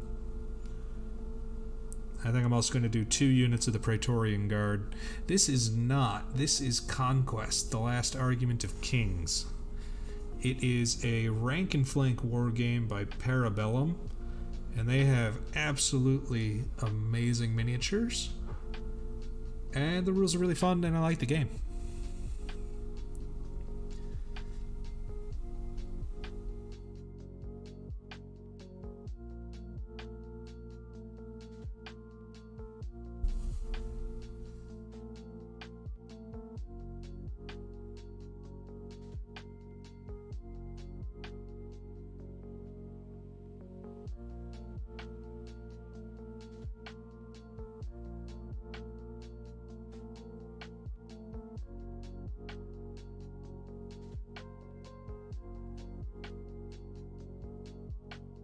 I was really interested in the Old Dominion, which is this faction, because rules-wise, they are very exciting, where they are an elite army, so you're paying a premium per model, but their gimmick is that they have stacking bonuses as models die. Thank you, Tex. So models are arranged 4 on a stand. So one stand is 4 infantry models.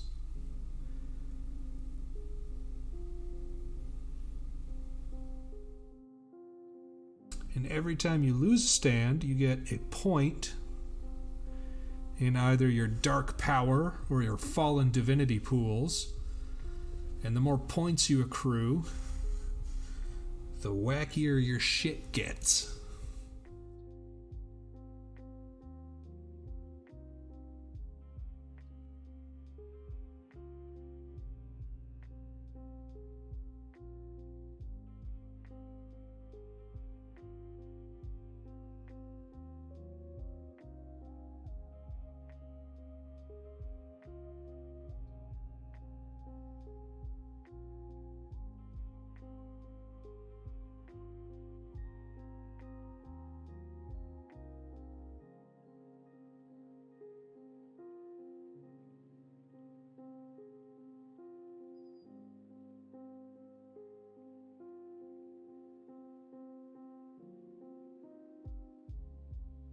One of the centerpiece models, and the one that I really can't wait to get and paint, is called the Fallen Divinity, and it is an animated statue brought to life by the wrath of a forgotten god. That's its selling point, and it is a centerpiece model in every sense of the word. It's like a Vermin Lord in Skaven that says this model must be your general. And it does, it has to be your general. In addition, instead of points going to what's called your dark power pool, every point that you earn whenever 4 of your models are killed goes to the fallen divinity itself. And as it tiers up and scales up, it starts unleashing holy hell. It is balanced around being able to solo an entire army at max level. But to get to that point, you have to have lost your entire army. Not really balanced around that, but yeah, it will absolutely just... It will one round almost everything in the game and still have room for breakfast.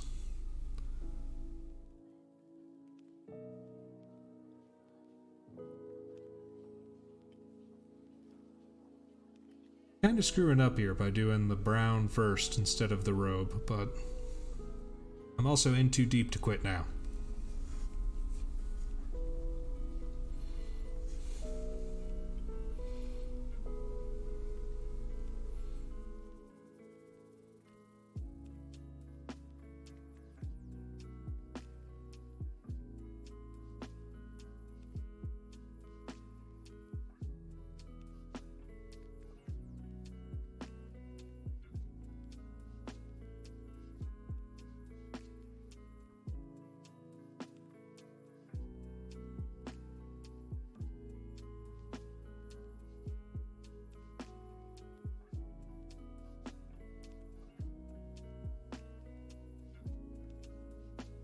Belts. He's got more belts than a JRPG protagonist.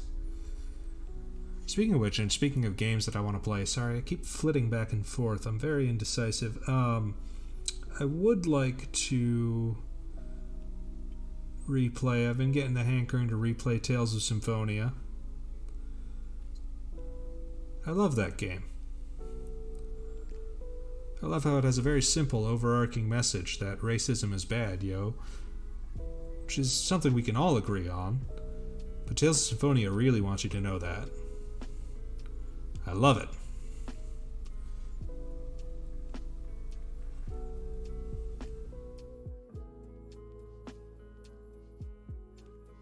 That, and, you know, Tales of Symphonia just has some of my favorite Tales of characters.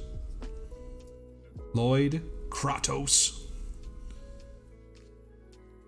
Genius the Mage.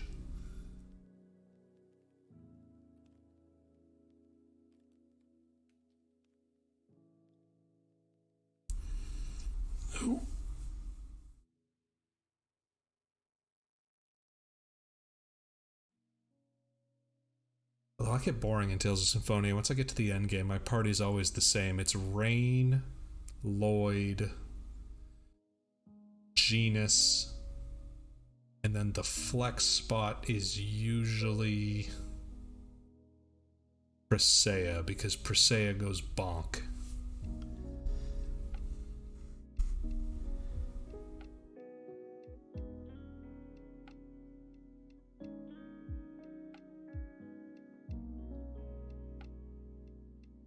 I love how the Tales of series, every game has like an overarching message. And then one that you can just absolutely miss the whole point and just focus on the meme message. Like Tales of the Abyss. Cloning is bad. Tales of Symphonia. Racism is bad. Tales of Vesperia. Climate change is bad.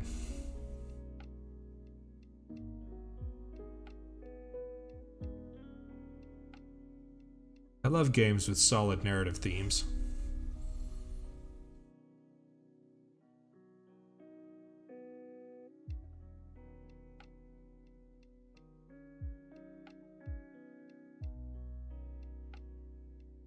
But my warm, comfy character... Yeah, I probably do need to actually learn how to play somebody else in Tales of Symphonia.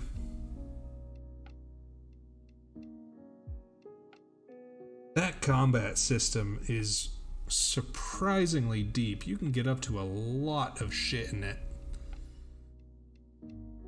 The whole spell canceling thing still blows my mind.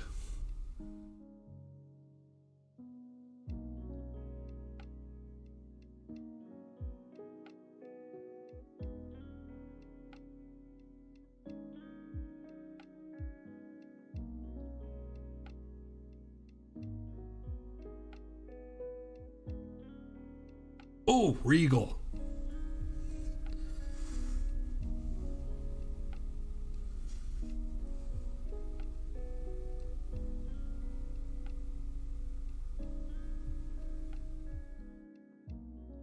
Oh, Tex, you good?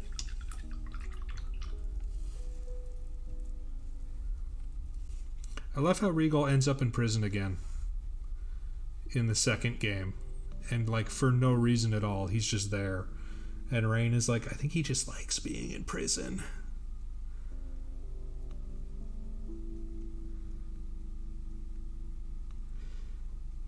Controversial Tales of opinion.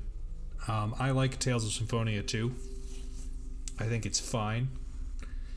I think it gets memed on by the community and absolutely deserves it sometimes, but I think it's also just a fine game.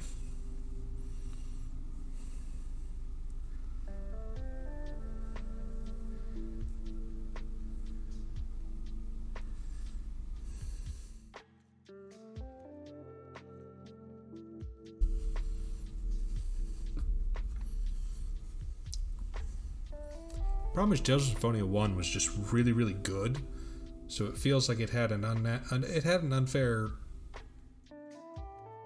comparison against it to begin with. And then your main character spending most of his dialogue going, "Courage is the magic that turns dreams into reality," really didn't help things. Yes, Emil. I'm aware that courage is the magic that turns dreams into reality. Please, please tell me more.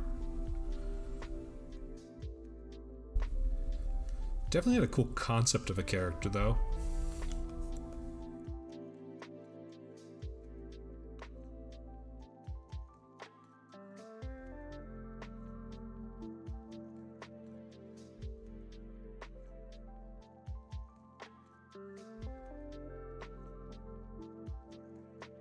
That's maybe too thin. I'm not 100% certain.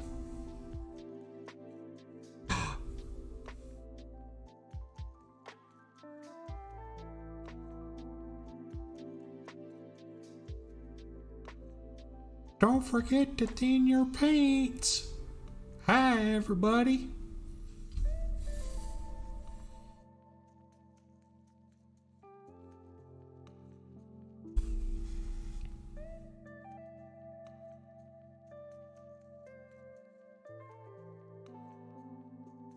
Thin your paints or I'll thin your ranks.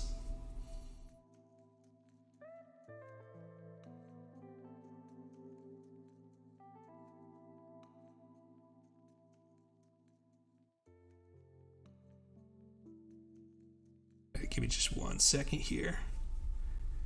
Oh, that's actually a big one. This chair sucks. Ooh.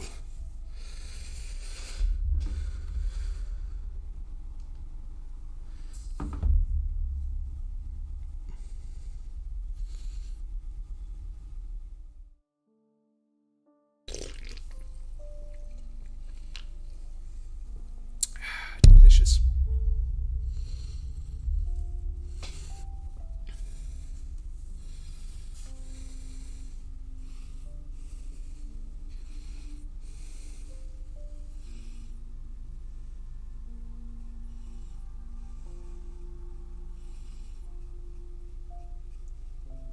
I really like this Bloodfest Crimson color.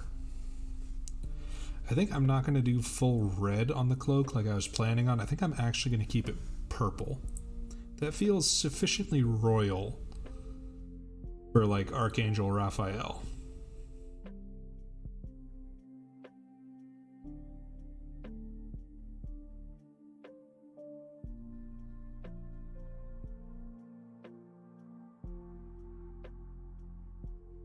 I think I can get it. I think I can keep it purple and still have the color pop enough to be visually exciting.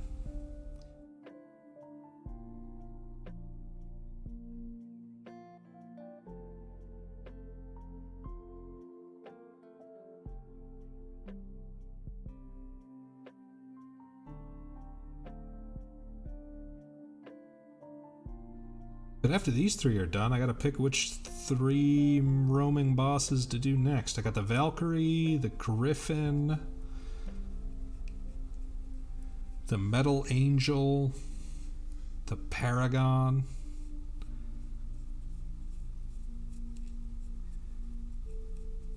The Undead Queen. The Undead Queen I am actually going to paint up in a fruit-inspired scheme. That just feels appropriate.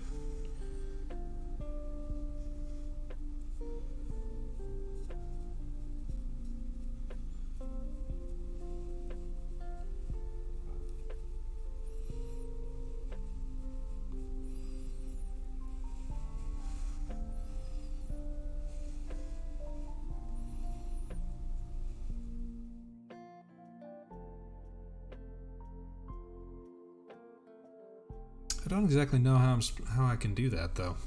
I'm going to have to look at a lot of reference pictures very closely. Very closely.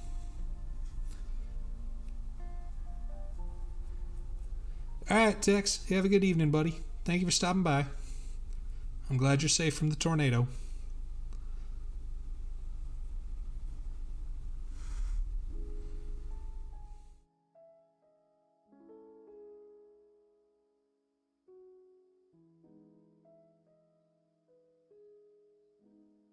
Do.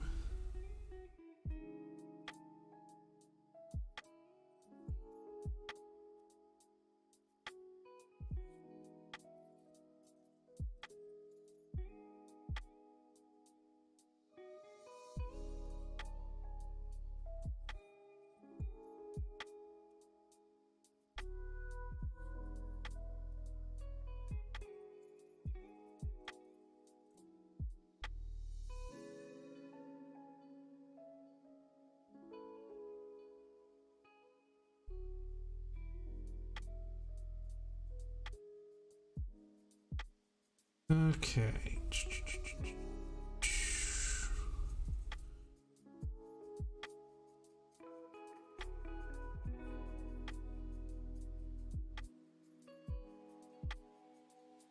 And I think if I keep this purple, I can sort of settle on the three archangels all having distinct styles of, or distinct color schemes. I can have Michael be white and red. Raphael here, white and purple primarily. And then Uriel has a huge giant fire motif in the back, so I think I can do like fell fire colors for that. Oh, I finished the main story of the event and that was it. That was all I cared about. I just wanted to get Mordred's costume. I did some raids, I got some materials, but I did not go nearly as hard as I probably could have. I'm trying to get through Atlantis for the 10 Saint Courts for completing it.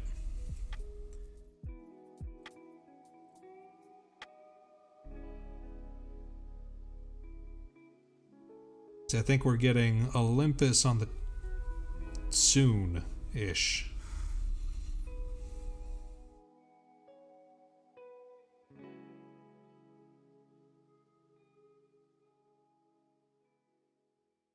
And then after that, I can sort of ignore Olympus for a while because we won't get the next story event until December, when we get Hay and Co.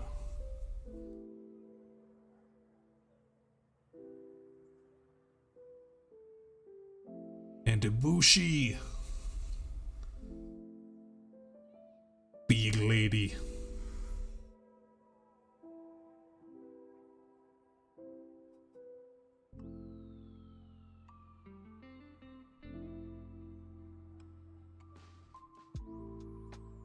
Like, of the upcoming events, we got the Strange Fake one, the Foreigner one,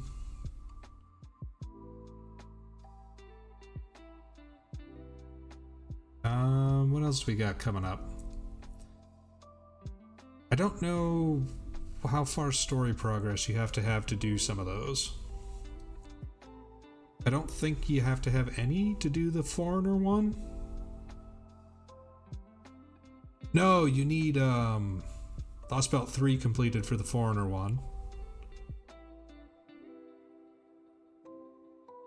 Because it's a prelude to Lost Belt 4.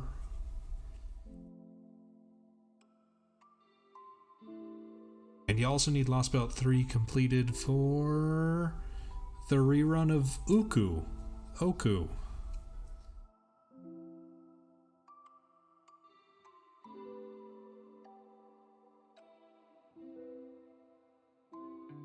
And then summer, you just need Fuyuki completed. Which is still hilarious.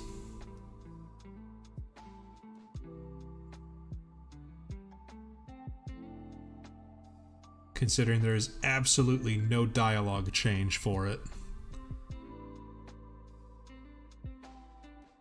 The only thing that changes, because the event servant is you, is if you haven't beaten Lost Belt 3, she shows up in the intro in Aviators, and she ditches them as soon as the event begins.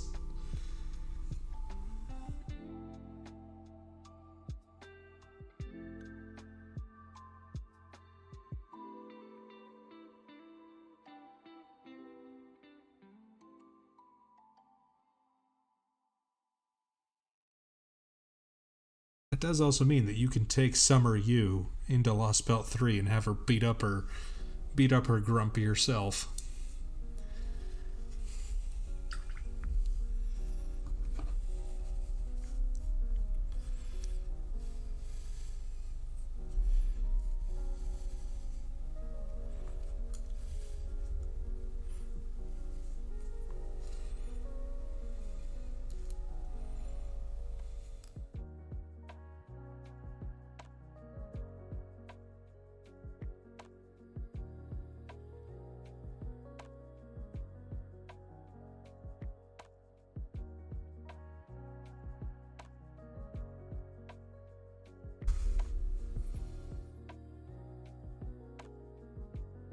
Oh, that's the problem with having such a free, flowy, and formy cape.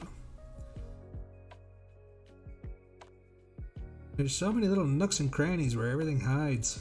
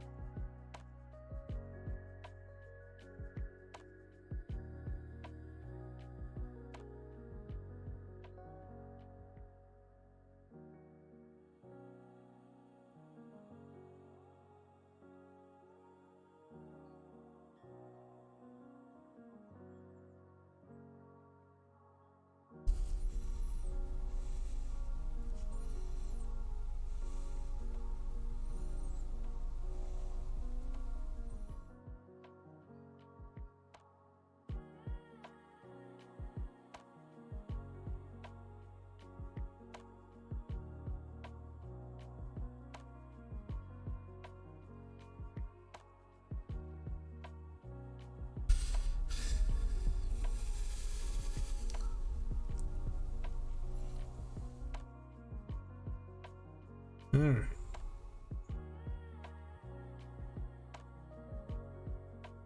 Yeah, that shit's totally gone.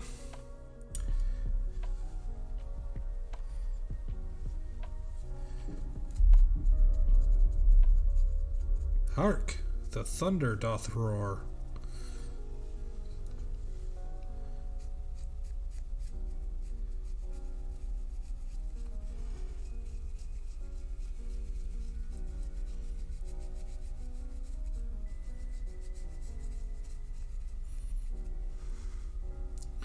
Alright, now I'm using my dry brush to roughly apply the snow shadow.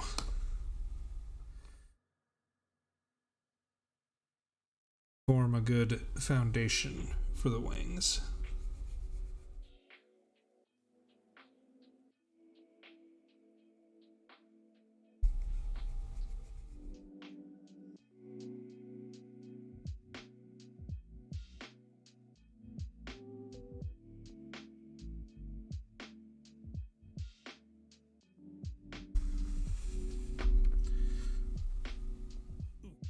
Oof, oof, oof.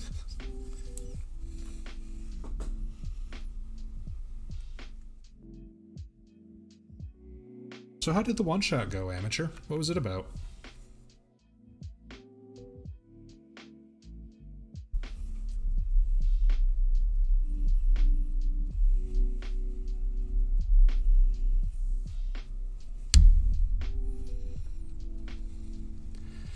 Well, I mean, yes, it's the Army Painter dry brush set, and I kind of hate it because it feels like once they get wet, that you can't save them ever again. In reality, I should have just gone to Walmart and gotten a makeup brush set. Like, this sucker was $3. A makeup brush set would have been 10 for $3.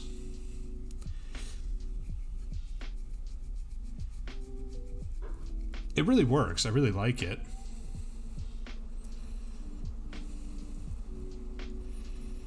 Oh, this was a totally made up one shot? That is actually really cool.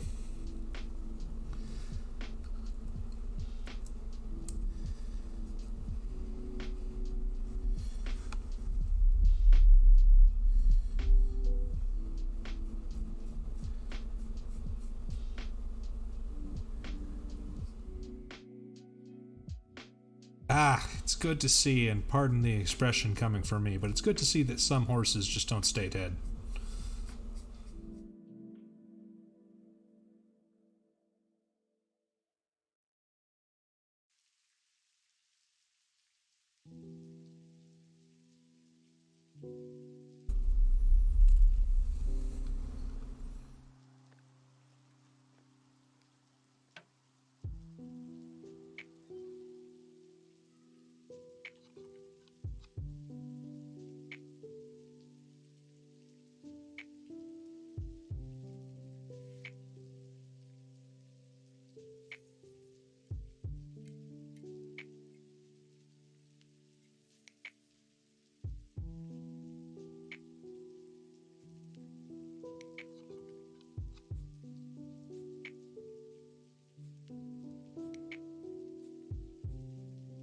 I mean, I don't understand psychology all that well, but I suspect that you won't see any material difference or marked difference.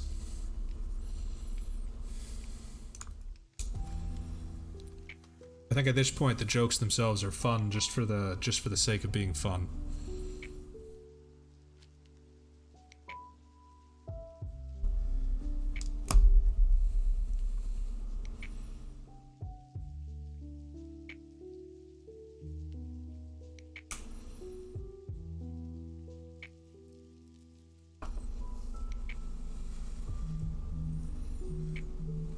Right, what was I going to do with this brown that I just got out and put on my paintbrush?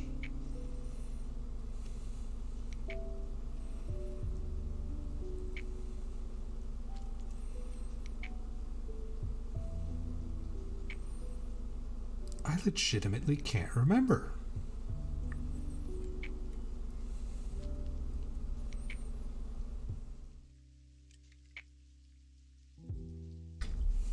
God, what a waste. I got it out to do something with it.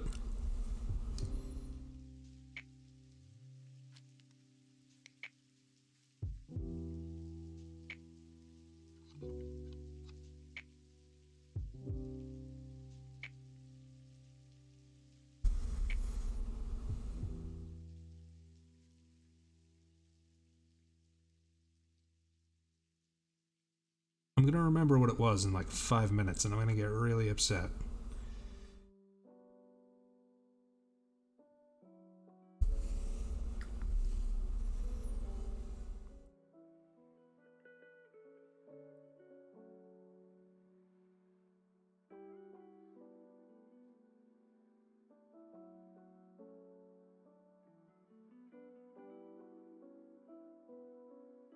Oh god, I just remembered what it was for.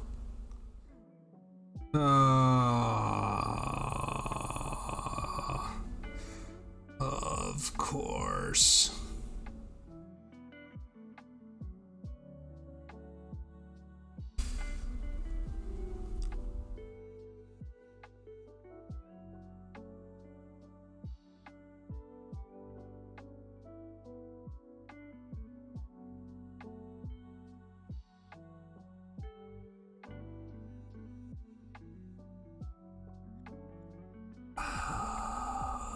That's so frustrating. Oh.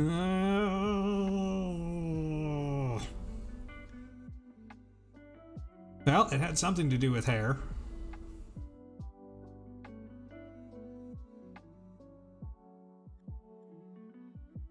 So you'll get half marks.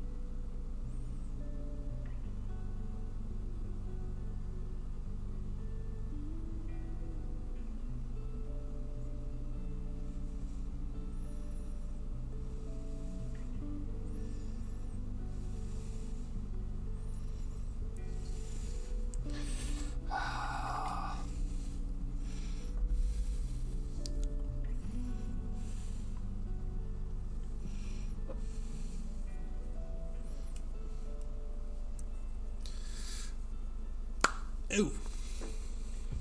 Snap, crackle, pop. Alright. Just apply some more Mornfang Brown to this base. Rinsey rinse.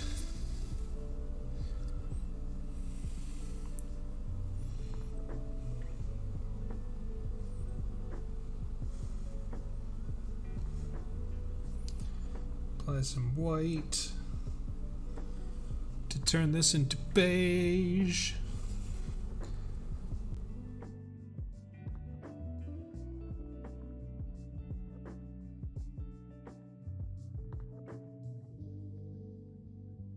Closer to like a rustic skin tone than it is the intent, which is the base for like blonde hair, but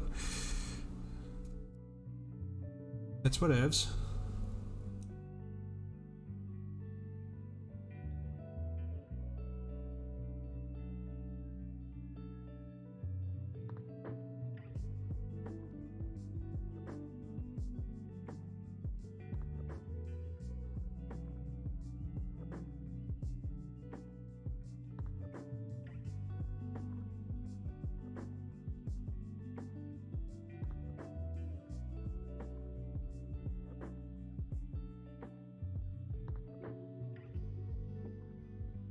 Okay.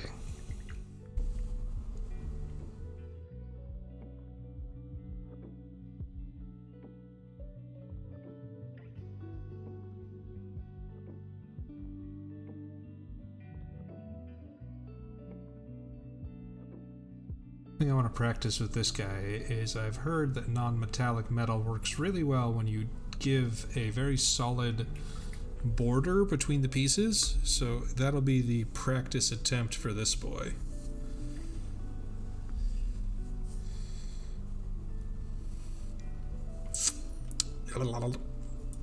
Delicious. Mornfang Brown is, I think, my favorite color. Ooh, 1 second.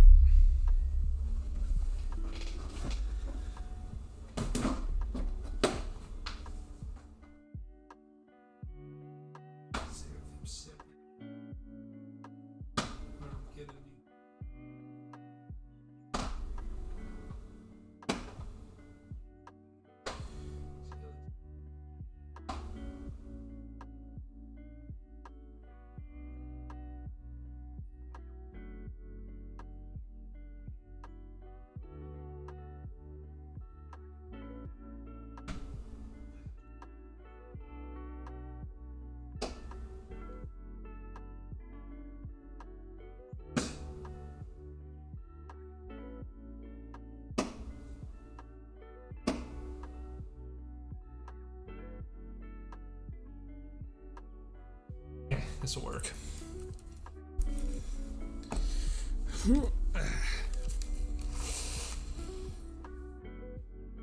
Ow.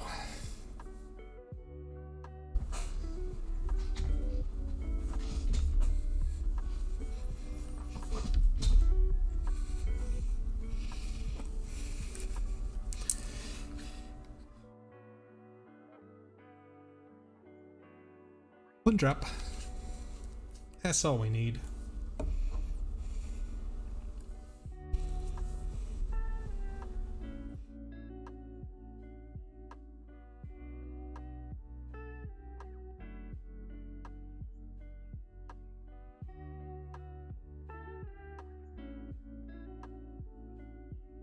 I'm gonna apply this flesh wash pretty liberally.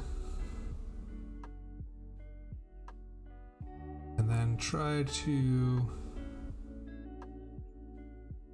mop it up so it doesn't just sit in the crevices and pool like that, because that will look terrifying.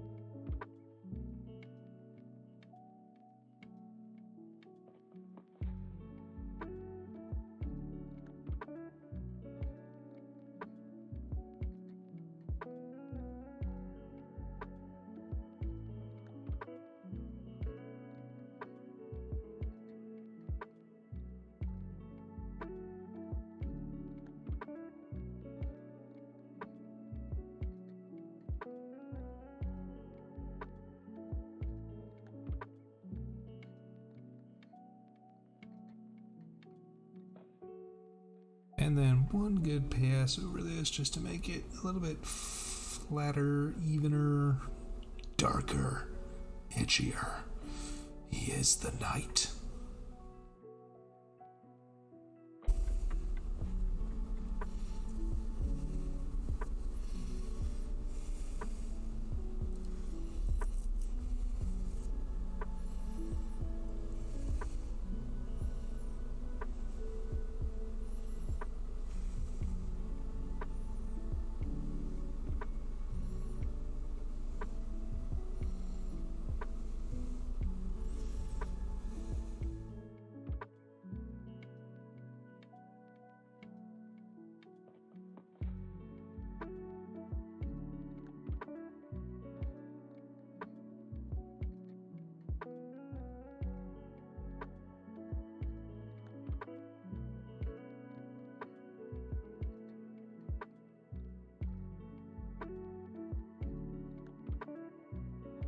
All right.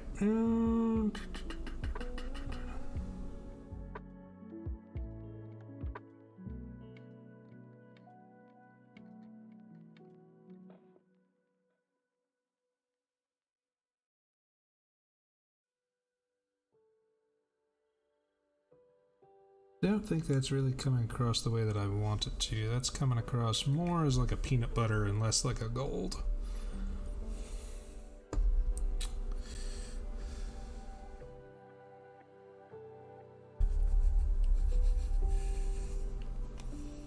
Non-metallic metals are tricky, especially when you're like me and your model freaks out and then you also don't write down the recipes for all the different colored golds that you did. Was this 2 parts Soul Yellow to 1 part Lilith Yellow, or was this 3 parts Lilith Yellow to 1 part Tanara's Yellow to 1 part Magma Red? I can't remember.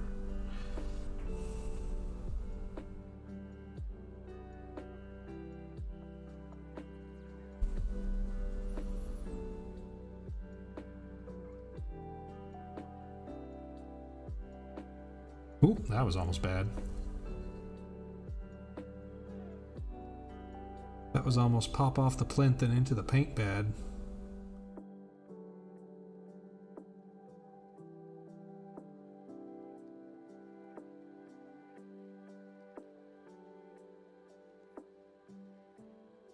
Would have, you know, made a wonderful highlight until I had to clean it up, and then I would have been very upset.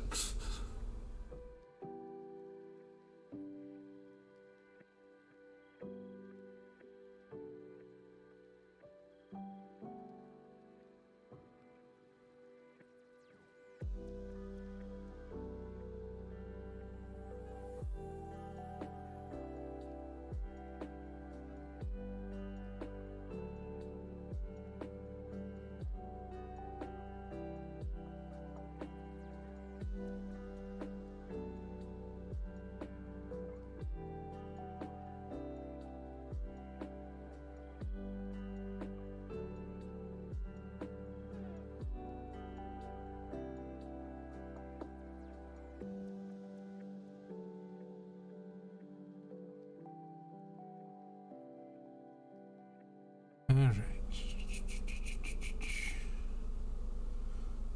Light and breezy, nice and squeezy.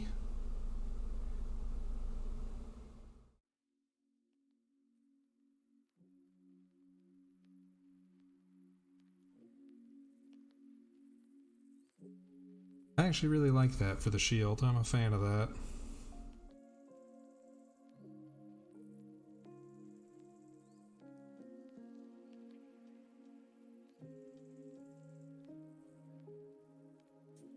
We're just going to say that I planned it like that and not that it's just a very happy accident that I'm taking shameless advantage of.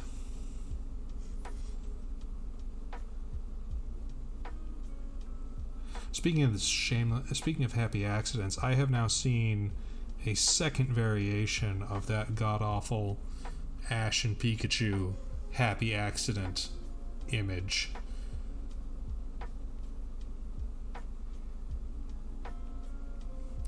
What was the second one? I think I've blocked it from my memory.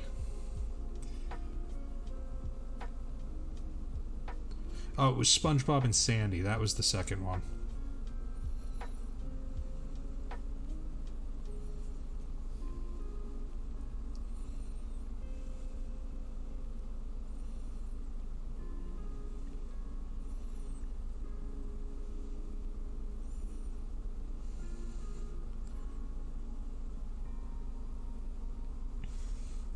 Thank you, Snesok.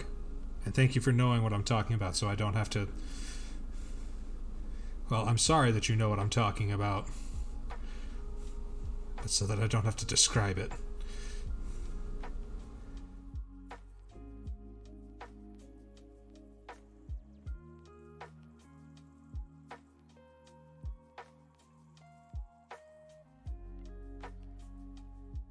It's like, you know... Sometimes... Oh yeah, they've definitely been around forever and a day. As long as the internet's been around.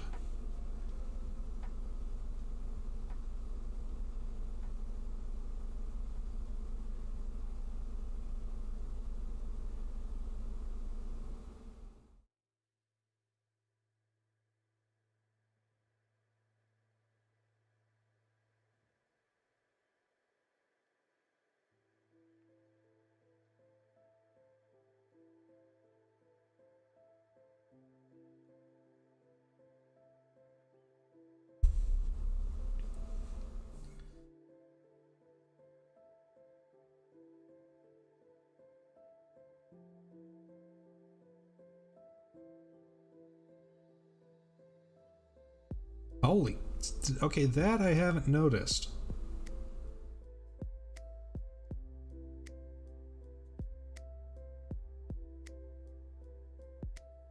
That I'm quite happy to have not noticed.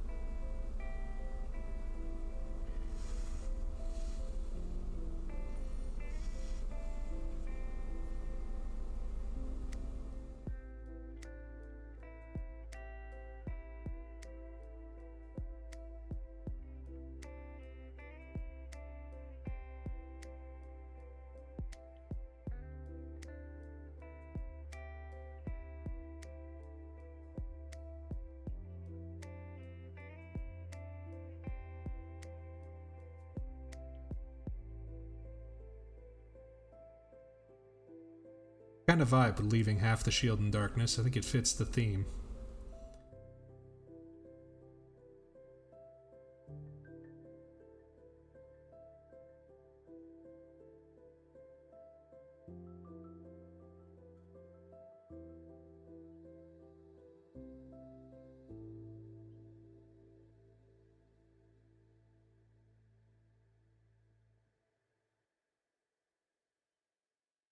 Yeah, this guy's definitely going to have like the optimal angle, which is going to be like right here. Look here. Don't look here. Look here.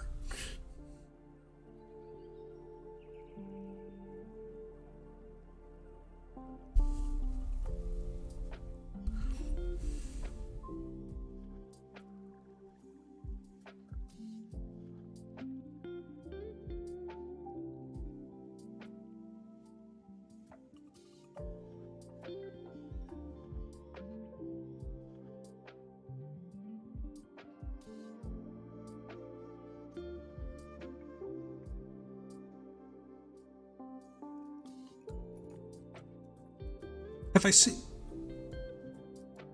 the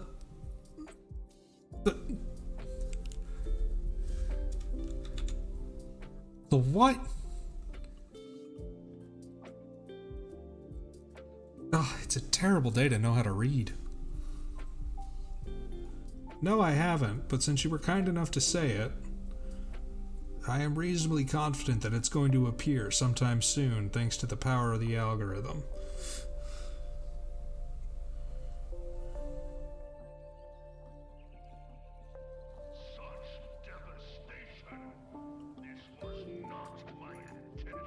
No, this was his intention. 100%. Snesok, you set up that tactical nuke. You were ready for it. You were like, this is my moment. Like we're gonna have to do some fighting. We might. I mean, thank you for forewarning me that it exists, but also, I'm so sorry that you know that it exists.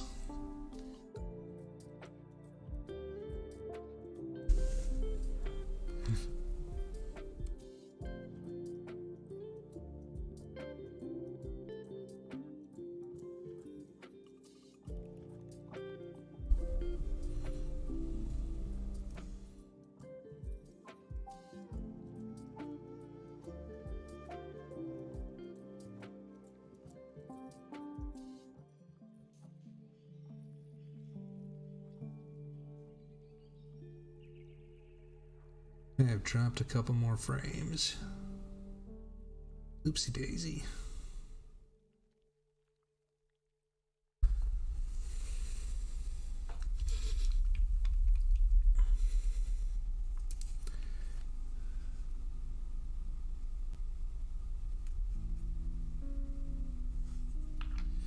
Ugh.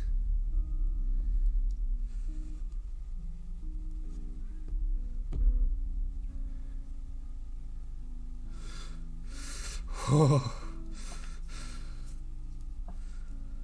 On the seventh day, God created the internet and looked out upon it and said, "Whoa, no thank you."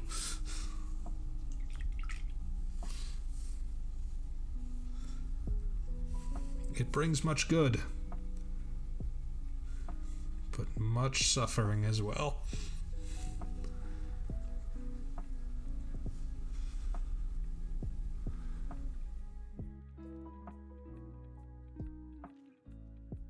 Time to play everybody's favorite game. Did I wait long enough for the wash to dry?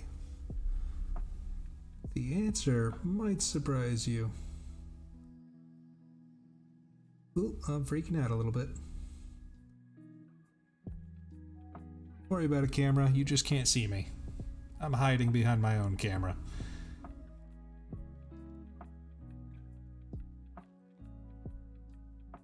I don't know, man. I'm still of the conspiracy theory that the internet was a Nyarlathotep trick that just went too far.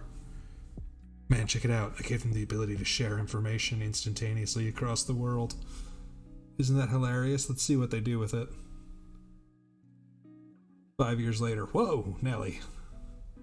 This has gone better than I hoped.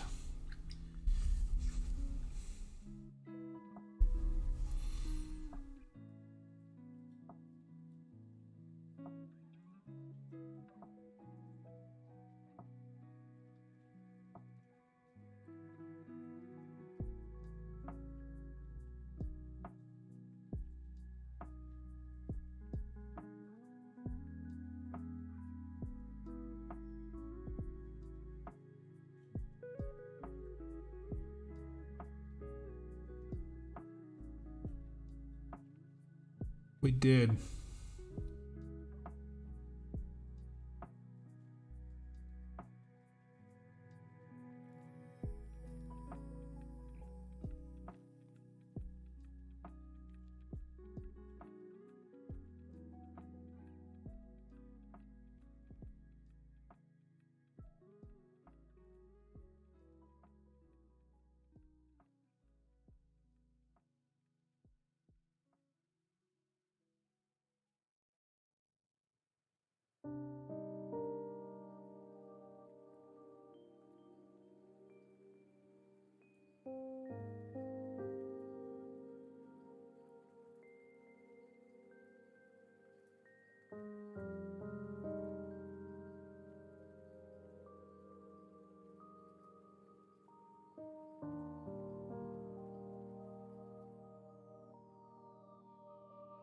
I like that for the skin. The question that I'm really struggling with at the moment is what to do with the browns.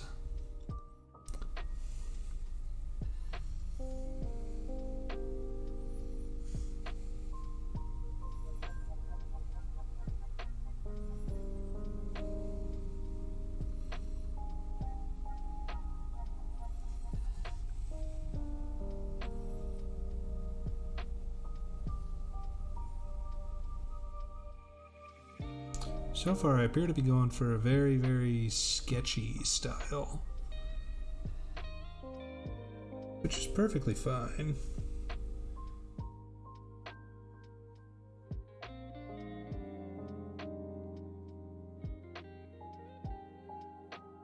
I think I'm actually going to try to finish him or get to a point where I'm happy with him, where I can put him aside and focus on others.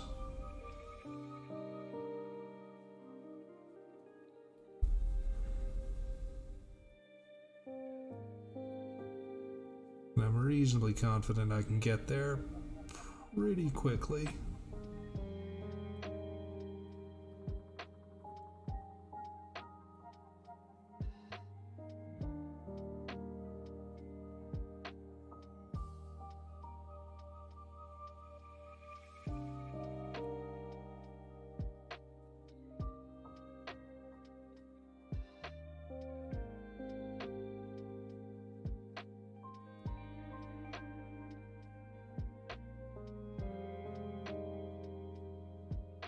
The halo that I'm most not concerned about, but don't know what to do with about. Thank God nothing broke.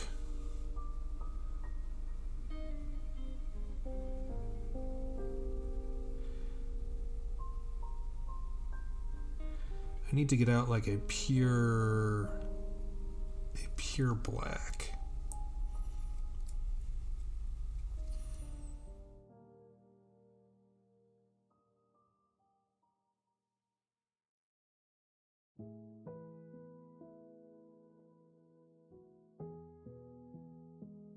I'm not even going to try to draw eyes. That's just a nope.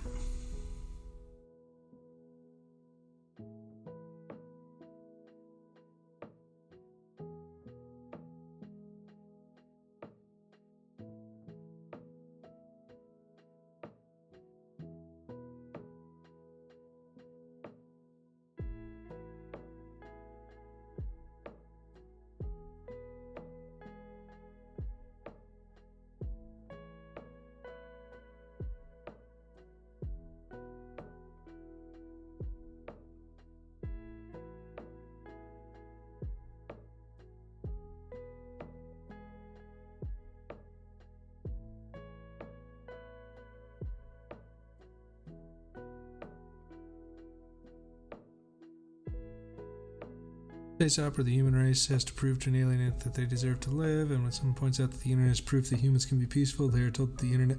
Yeah. Yeah. I would agree with that.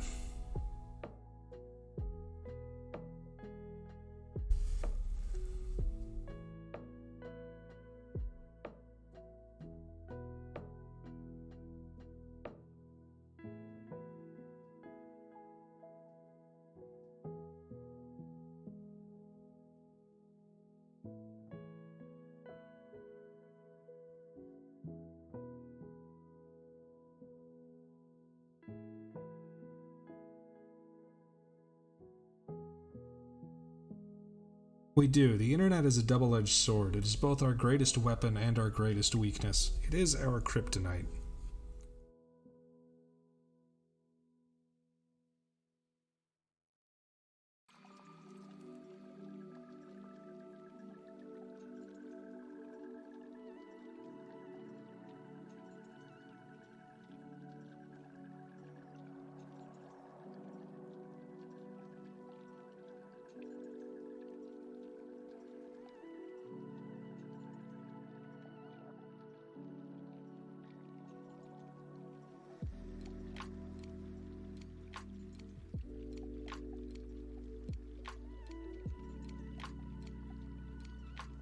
Outstanding. I'm going to get up on my own high horse here for a second, but I'm really happy with the way this is turning out. Which means I'm going to take a picture of it tomorrow morning, and I'm going to get real mad.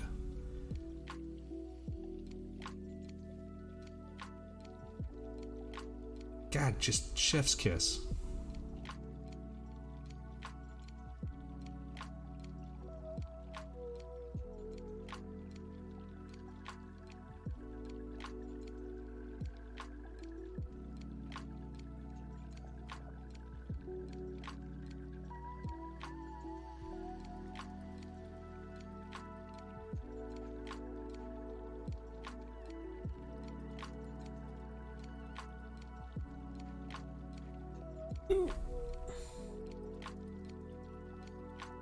Thank you for the recommendation. I actually will check that out. I need to take a visit to my local library this weekend, so I'll see if they have it. That's right, kids. Clyde Dale supports your local library.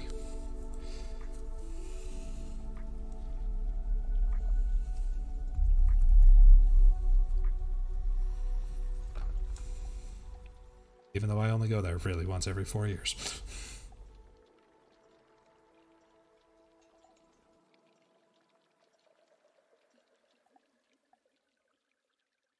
Alright, and heavy dry brushing on the wings.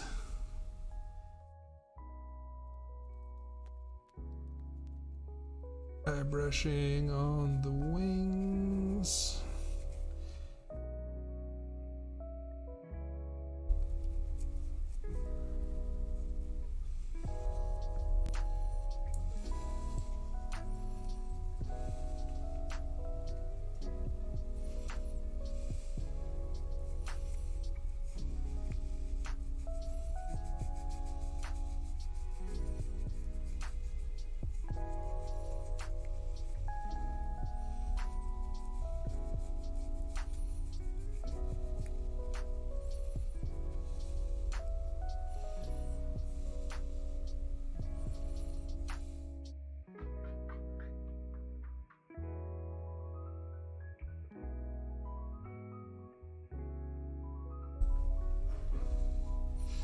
Catherine M. Valente.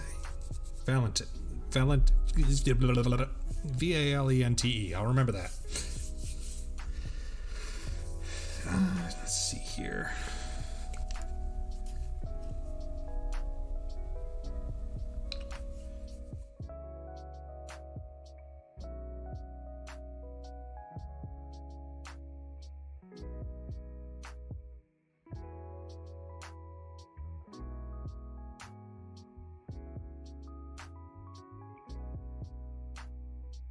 Apply some bright magma red to the tips of these spikes on the halo to help them stand out a little bit more. It's real slow going though.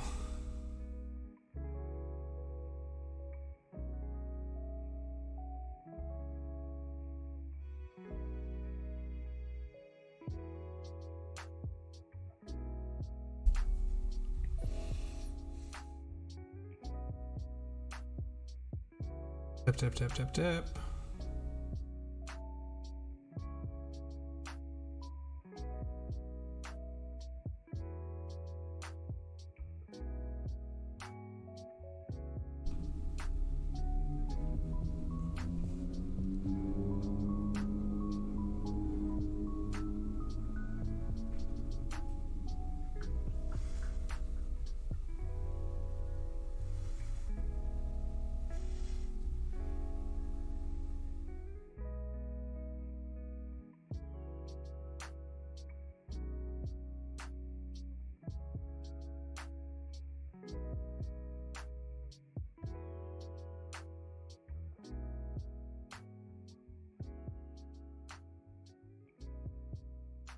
Yeah, that's kind of looking good.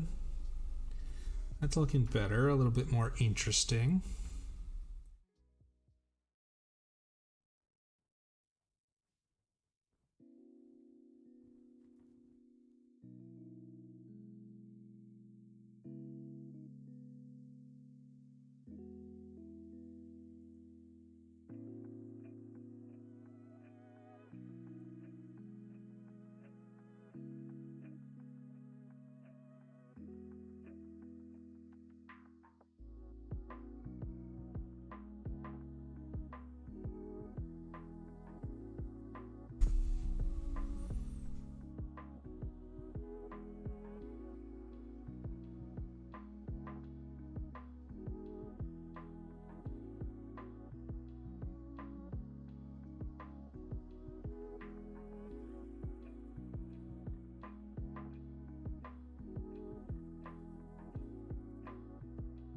Okay.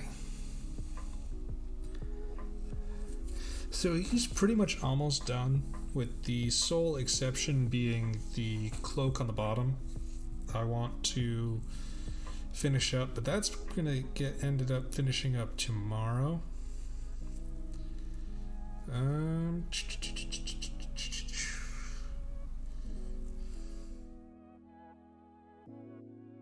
Last thing I want to do tonight is I want to fix, or attempt to fix, the back of his halo.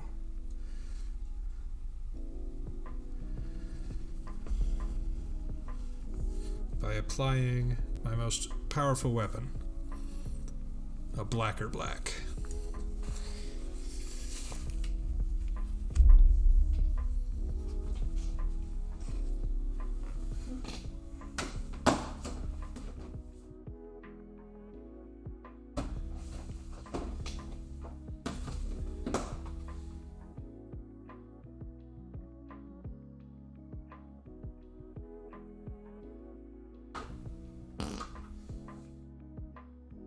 Oop, not that one.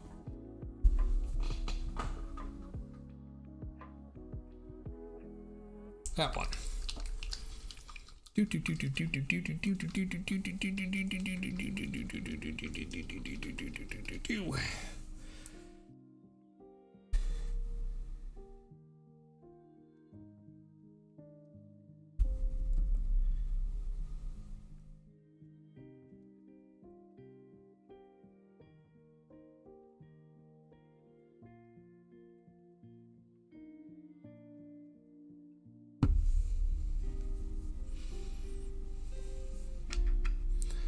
Okay.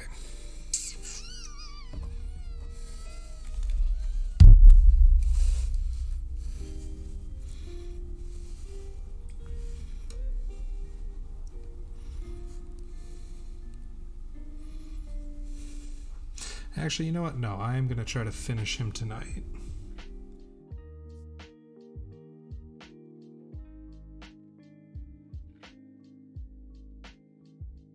What I'm trying to do here is, because what I used at first was not true black, it was really dark blue. Hoping that if I paint like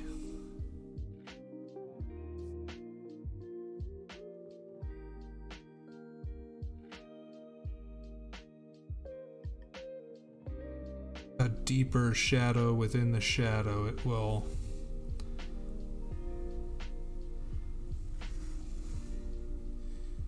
stand out a little bit more.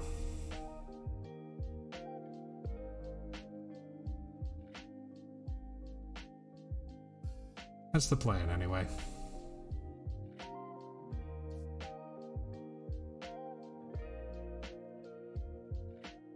All right.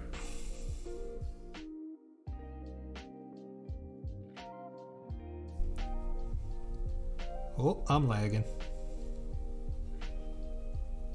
Oh, my internet.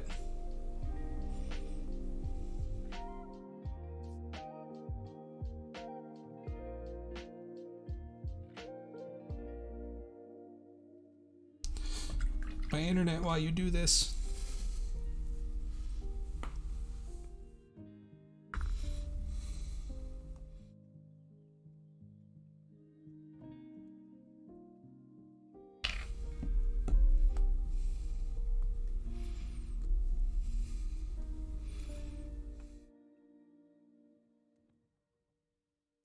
And once he's done, I think tomorrow we can stream a video game of some kind, because I have to get the next group of models ready to paint, which means I need to settle on the test scheme, make sure everything is all good to go, that they're all zenithal primed, and basically ready to start. Most importantly, though, I have to actually decide on what models.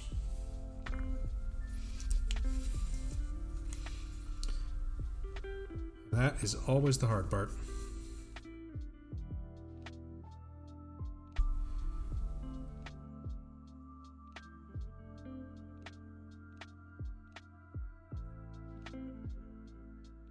Kinda leaning towards the Valkyrie though, not gonna lie.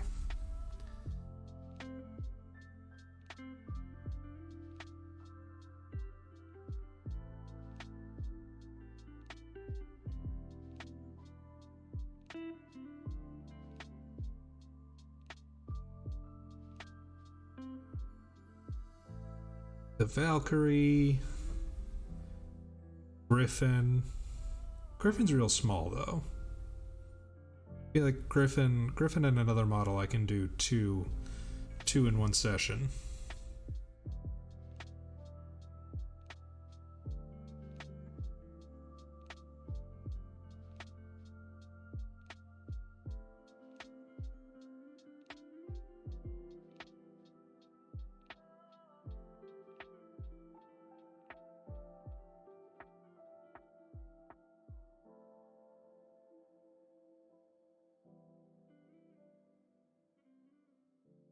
It's real bright growing on, but as it dries, you can see it blends in a little bit more, so we got to come back in with that second coat. Re-up the intensity. God, that gamer moment when you're doing something and you're like, yes, I get it now. I understand. I'm beginning to believe.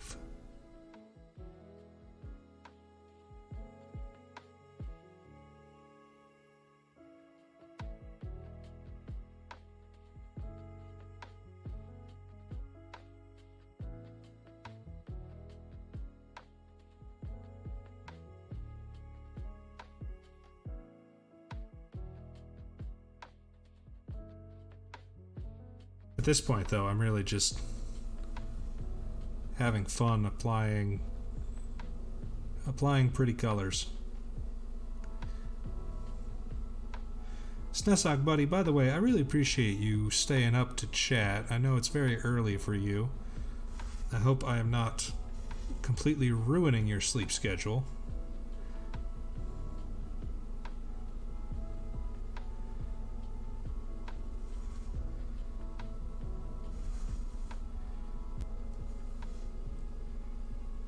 Amateur as well, always appreciate you chatting.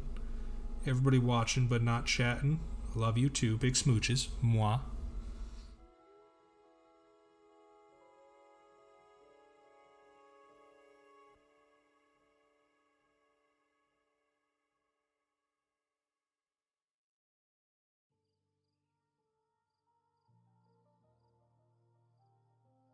I would call you all my neighbors, but I think Heavenly's got that one on a lock, so I'll let her keep it.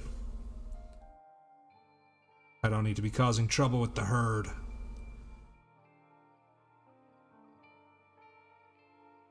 Good heavens!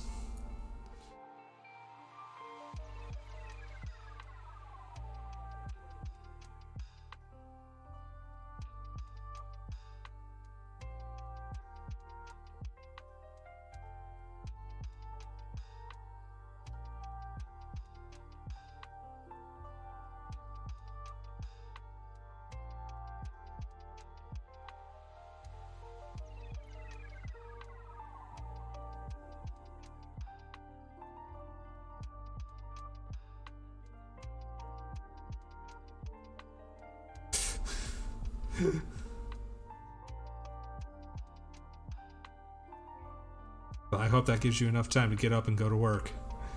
Or go about your day. Meet with your friends. Paint your models. Huh.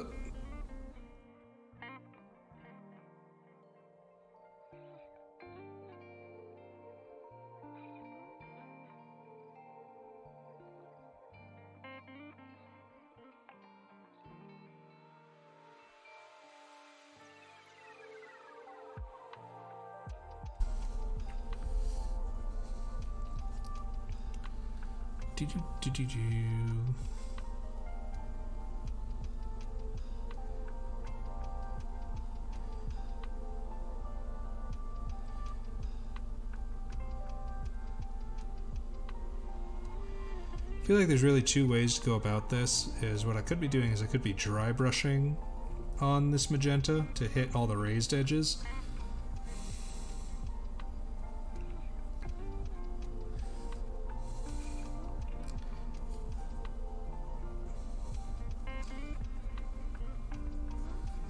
Snesnok, do you have a podcast or anything that you listen to when painting?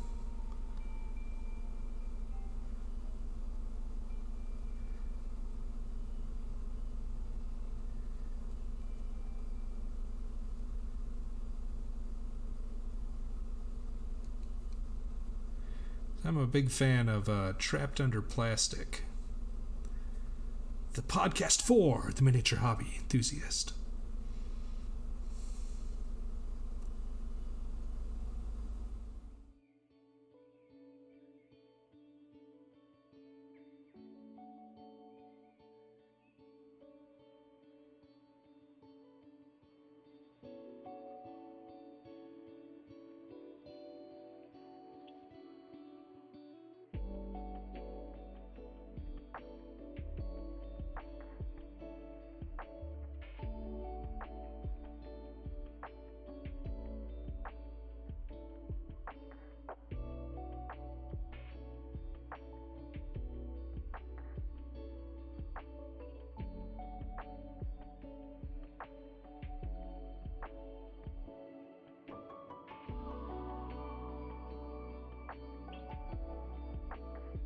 Ooh!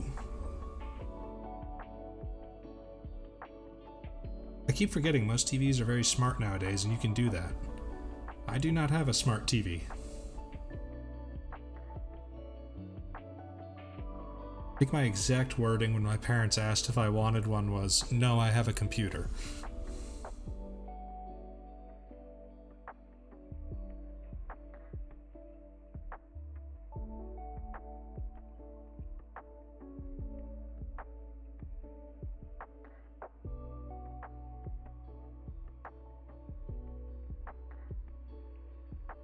But my apartment's also small enough that I'm doing this from my hobby desk in front of my computer, so...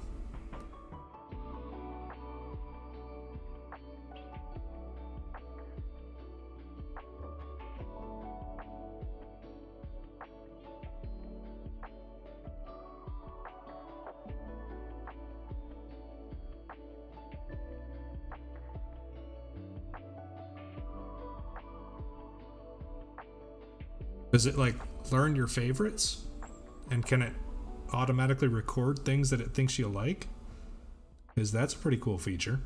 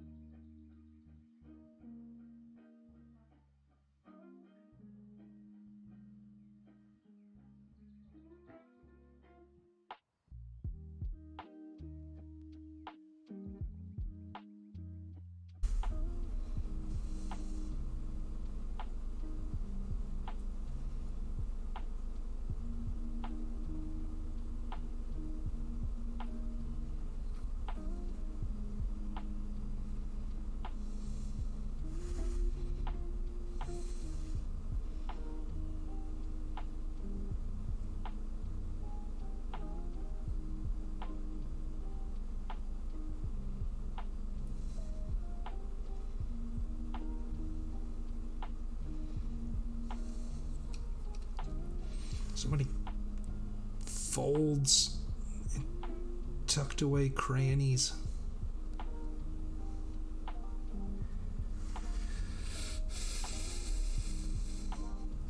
Oh, that is fascinating.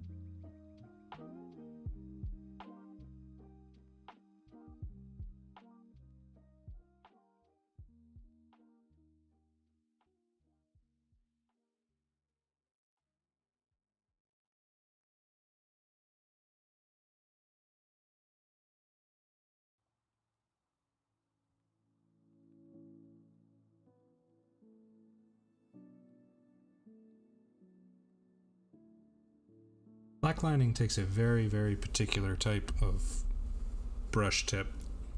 I just don't have a fine enough one.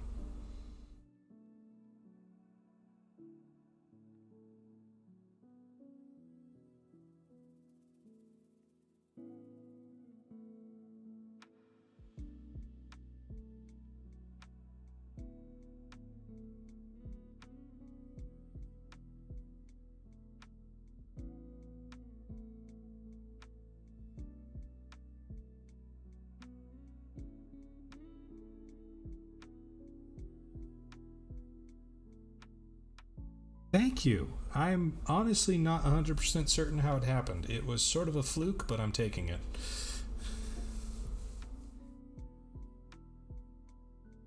Like, there's still the base to do, but I almost never do the bases, and this is completely different from my original vision, blah, blah, blah, but it's much better than what I originally had in mind. So happy little accidents and lots of time spent watching Vinci Vincerella, and Vinci V is fine. I can't call him that. I don't know him that. Mr. Vince is finally, his lessons have finally sunk into my brain.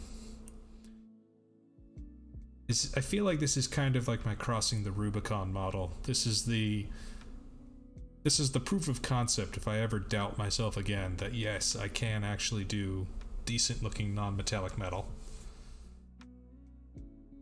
Thank you, by the way, for the compliments. I really do greatly appreciate it. Thank you. I'm not trying to like downplay myself for fun or whatnot. I am genuinely surprised.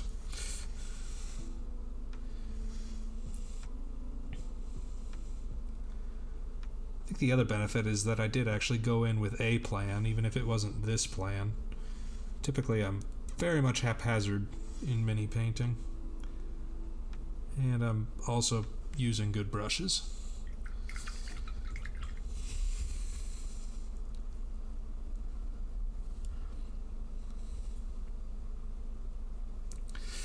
Alright, but I am actually going to call Raffi done there. I need to do the base at some point, but again, I think just for playing, he's perfectly fine.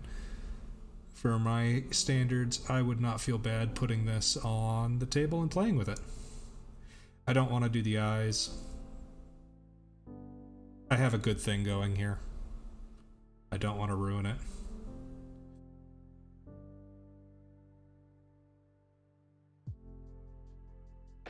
So yeah, that was Raphael, and we also finished up Angry Bird. And here's Angry Bird.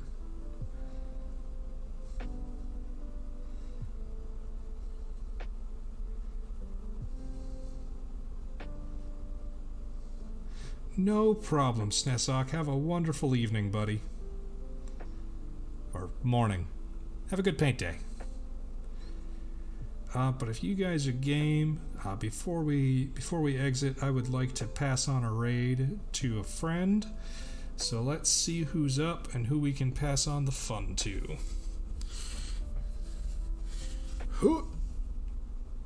As I reach past all my giant effing mess of cables. Who's doing thing? Oh, you know what? We're gonna go say hi to Annie because Rune Factory 5 is out. Snesok, the minute I can quit my job and be happy, I will let you know because then I can stream earlier. Alright, let's go say hi to Annie. Everybody give a big moo when we hop in. I'm spelling this right? Yes. Except it's all lowercase. Darn myself.